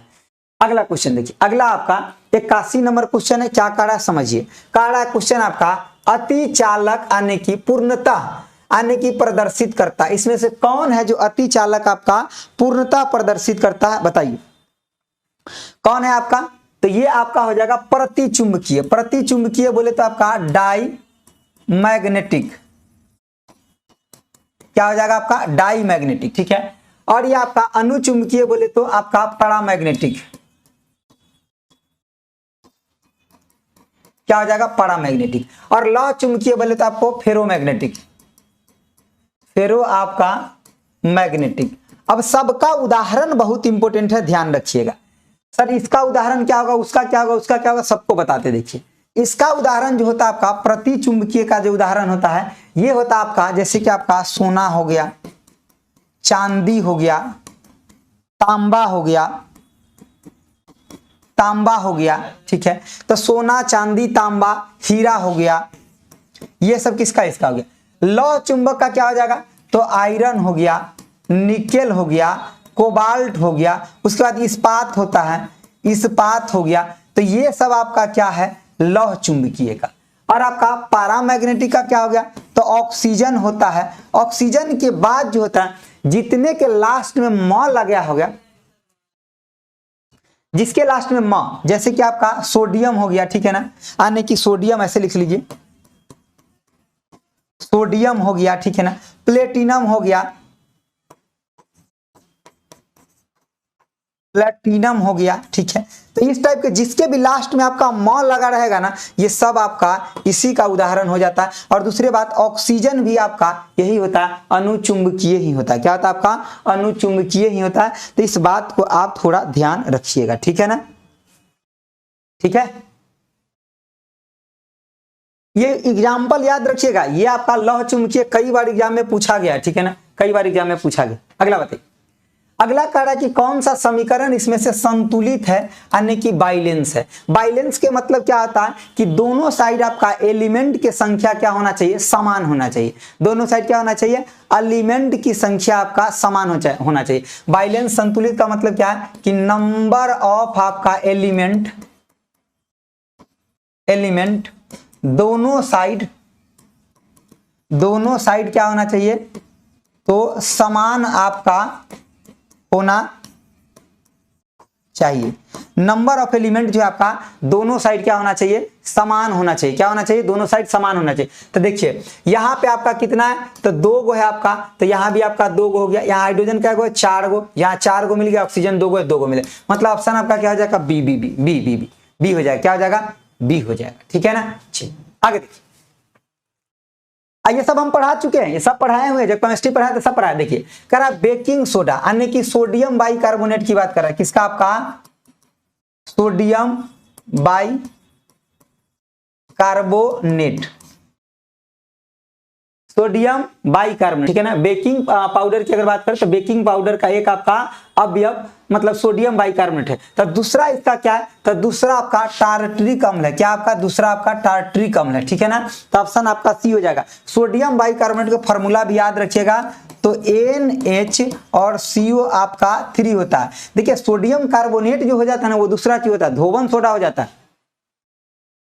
लेकिन सोडियम बाइकार्बोनेट ये क्या आपका, तो खाने वाला है। क्या आपका, तो ये आपका खाने वाला क्या है, तो सोडा है। क्या आपका, खाने वाला आपका सोडा है। क्या आपका, खाने वाला सोडा है, जो आपका सोडियम बाइकार्बोनेट है। क्या आपका, सोडियम बाइकार्बोनेट है। चलिए अगला बताइए।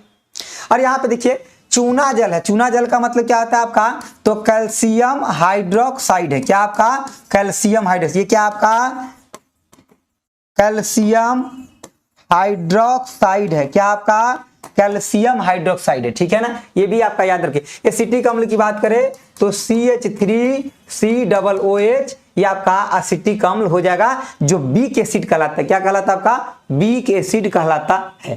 चलिए अगला बताइए।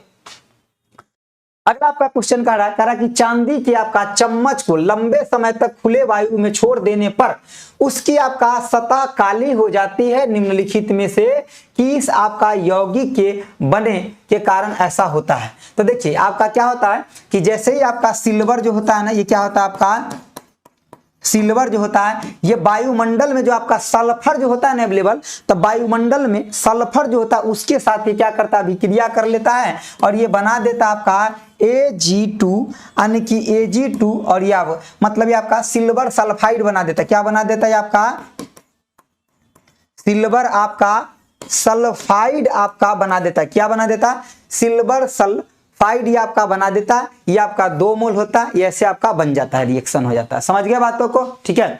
सर मेरा एग्जाम 28 को है, तो अभी से पूरा जम के रिवीजन करिए, ठीक है ना, जम के रिवीजन करिए। 28 को है तो इसका आंसर क्या हो जाएगा, ऑप्शन आपका बी हो जाएगा। क्योंकि सिल्वर जो है आपका वायुमंडल से आपका क्या, जो हवा में मौजूद है सल्फर, वहां से सल्फर लेता है और उसके साथ वो क्या कर जाता है, रिएक्शन कर जाता है, ठीक है। अगला देखिए, अगला कह रहा है कि मैग्नीशियम आवर्त सारणी के किस वर्ग में आता है। मैग्नीशियम कहाँ आता है मेरे भाई, तब पहला वर्ग। देखिए जो नीचे की तरफ होता है ना, इसको क्या बोलते हैं हम, वर्ग बोलते हैं, ठीक है। और इधर की तरफ जो होता है ना हॉरिजॉन्टल में, इसको क्या बोलते हैं, पीरियड बोलते हैं।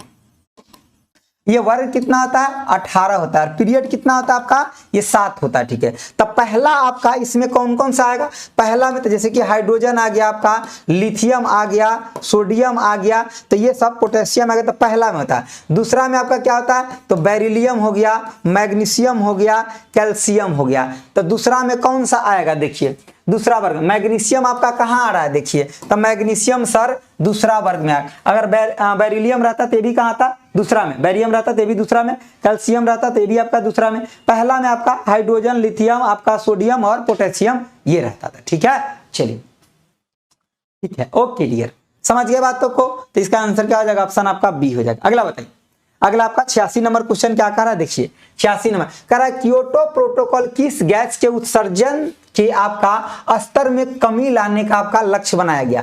तो क्योटो प्रोटोकॉल से आपका कार्बन डाइऑक्साइड आने की CO2 में कमी लाना, आने की कमी लाने के लिए, कमी लाने के लिए एक आपका प्रोटोकॉल है। क्या आपका अन्य की प्रोटोकॉल है, क्या आपका कमी लाने के लिए एक आपका प्रोटोकॉल है, ठीक है ना। मतलब ये आपका कार्बन डाइऑक्साइड में कमी लाने के लिए जो आपका वातावरण है इसमें, ताकि आपका क्या हो कि मतलब जो टेम्परेचर का लेवल बढ़ रहा है उसमें थोड़ा सा मतलब राहत मिल सके, ठीक है ना। सर्कल का क्वेश्चन बहुत इजी था, बहुत इजी था। उसको आज हम डिस्कस भी कराएंगे, उसके बेस पे भी क्वेश्चन हम आपको कराने वाले हैं, ठीक है। तो इसका आंसर क्या आ जाएगा, ऑप्शन आपका बी हो जाएगा। अगला देखिए, अगला कह रहा है कि इथेनोइक अम्ल और आपका एथिल अल्कोहल की आपका अभिक्रिया से क्या बनता है। देखिए तो क्या बनेगा, इथेनोइक अम्ल को सबसे पहले बताइए, उसके बाद एथिल अल्कोहल बताइए। इथेनोइक मतलब क्या आपका CH3COOH हो गया, और ये आपका एथिल अल्कोहल यानी कि C2H5OH हो गया,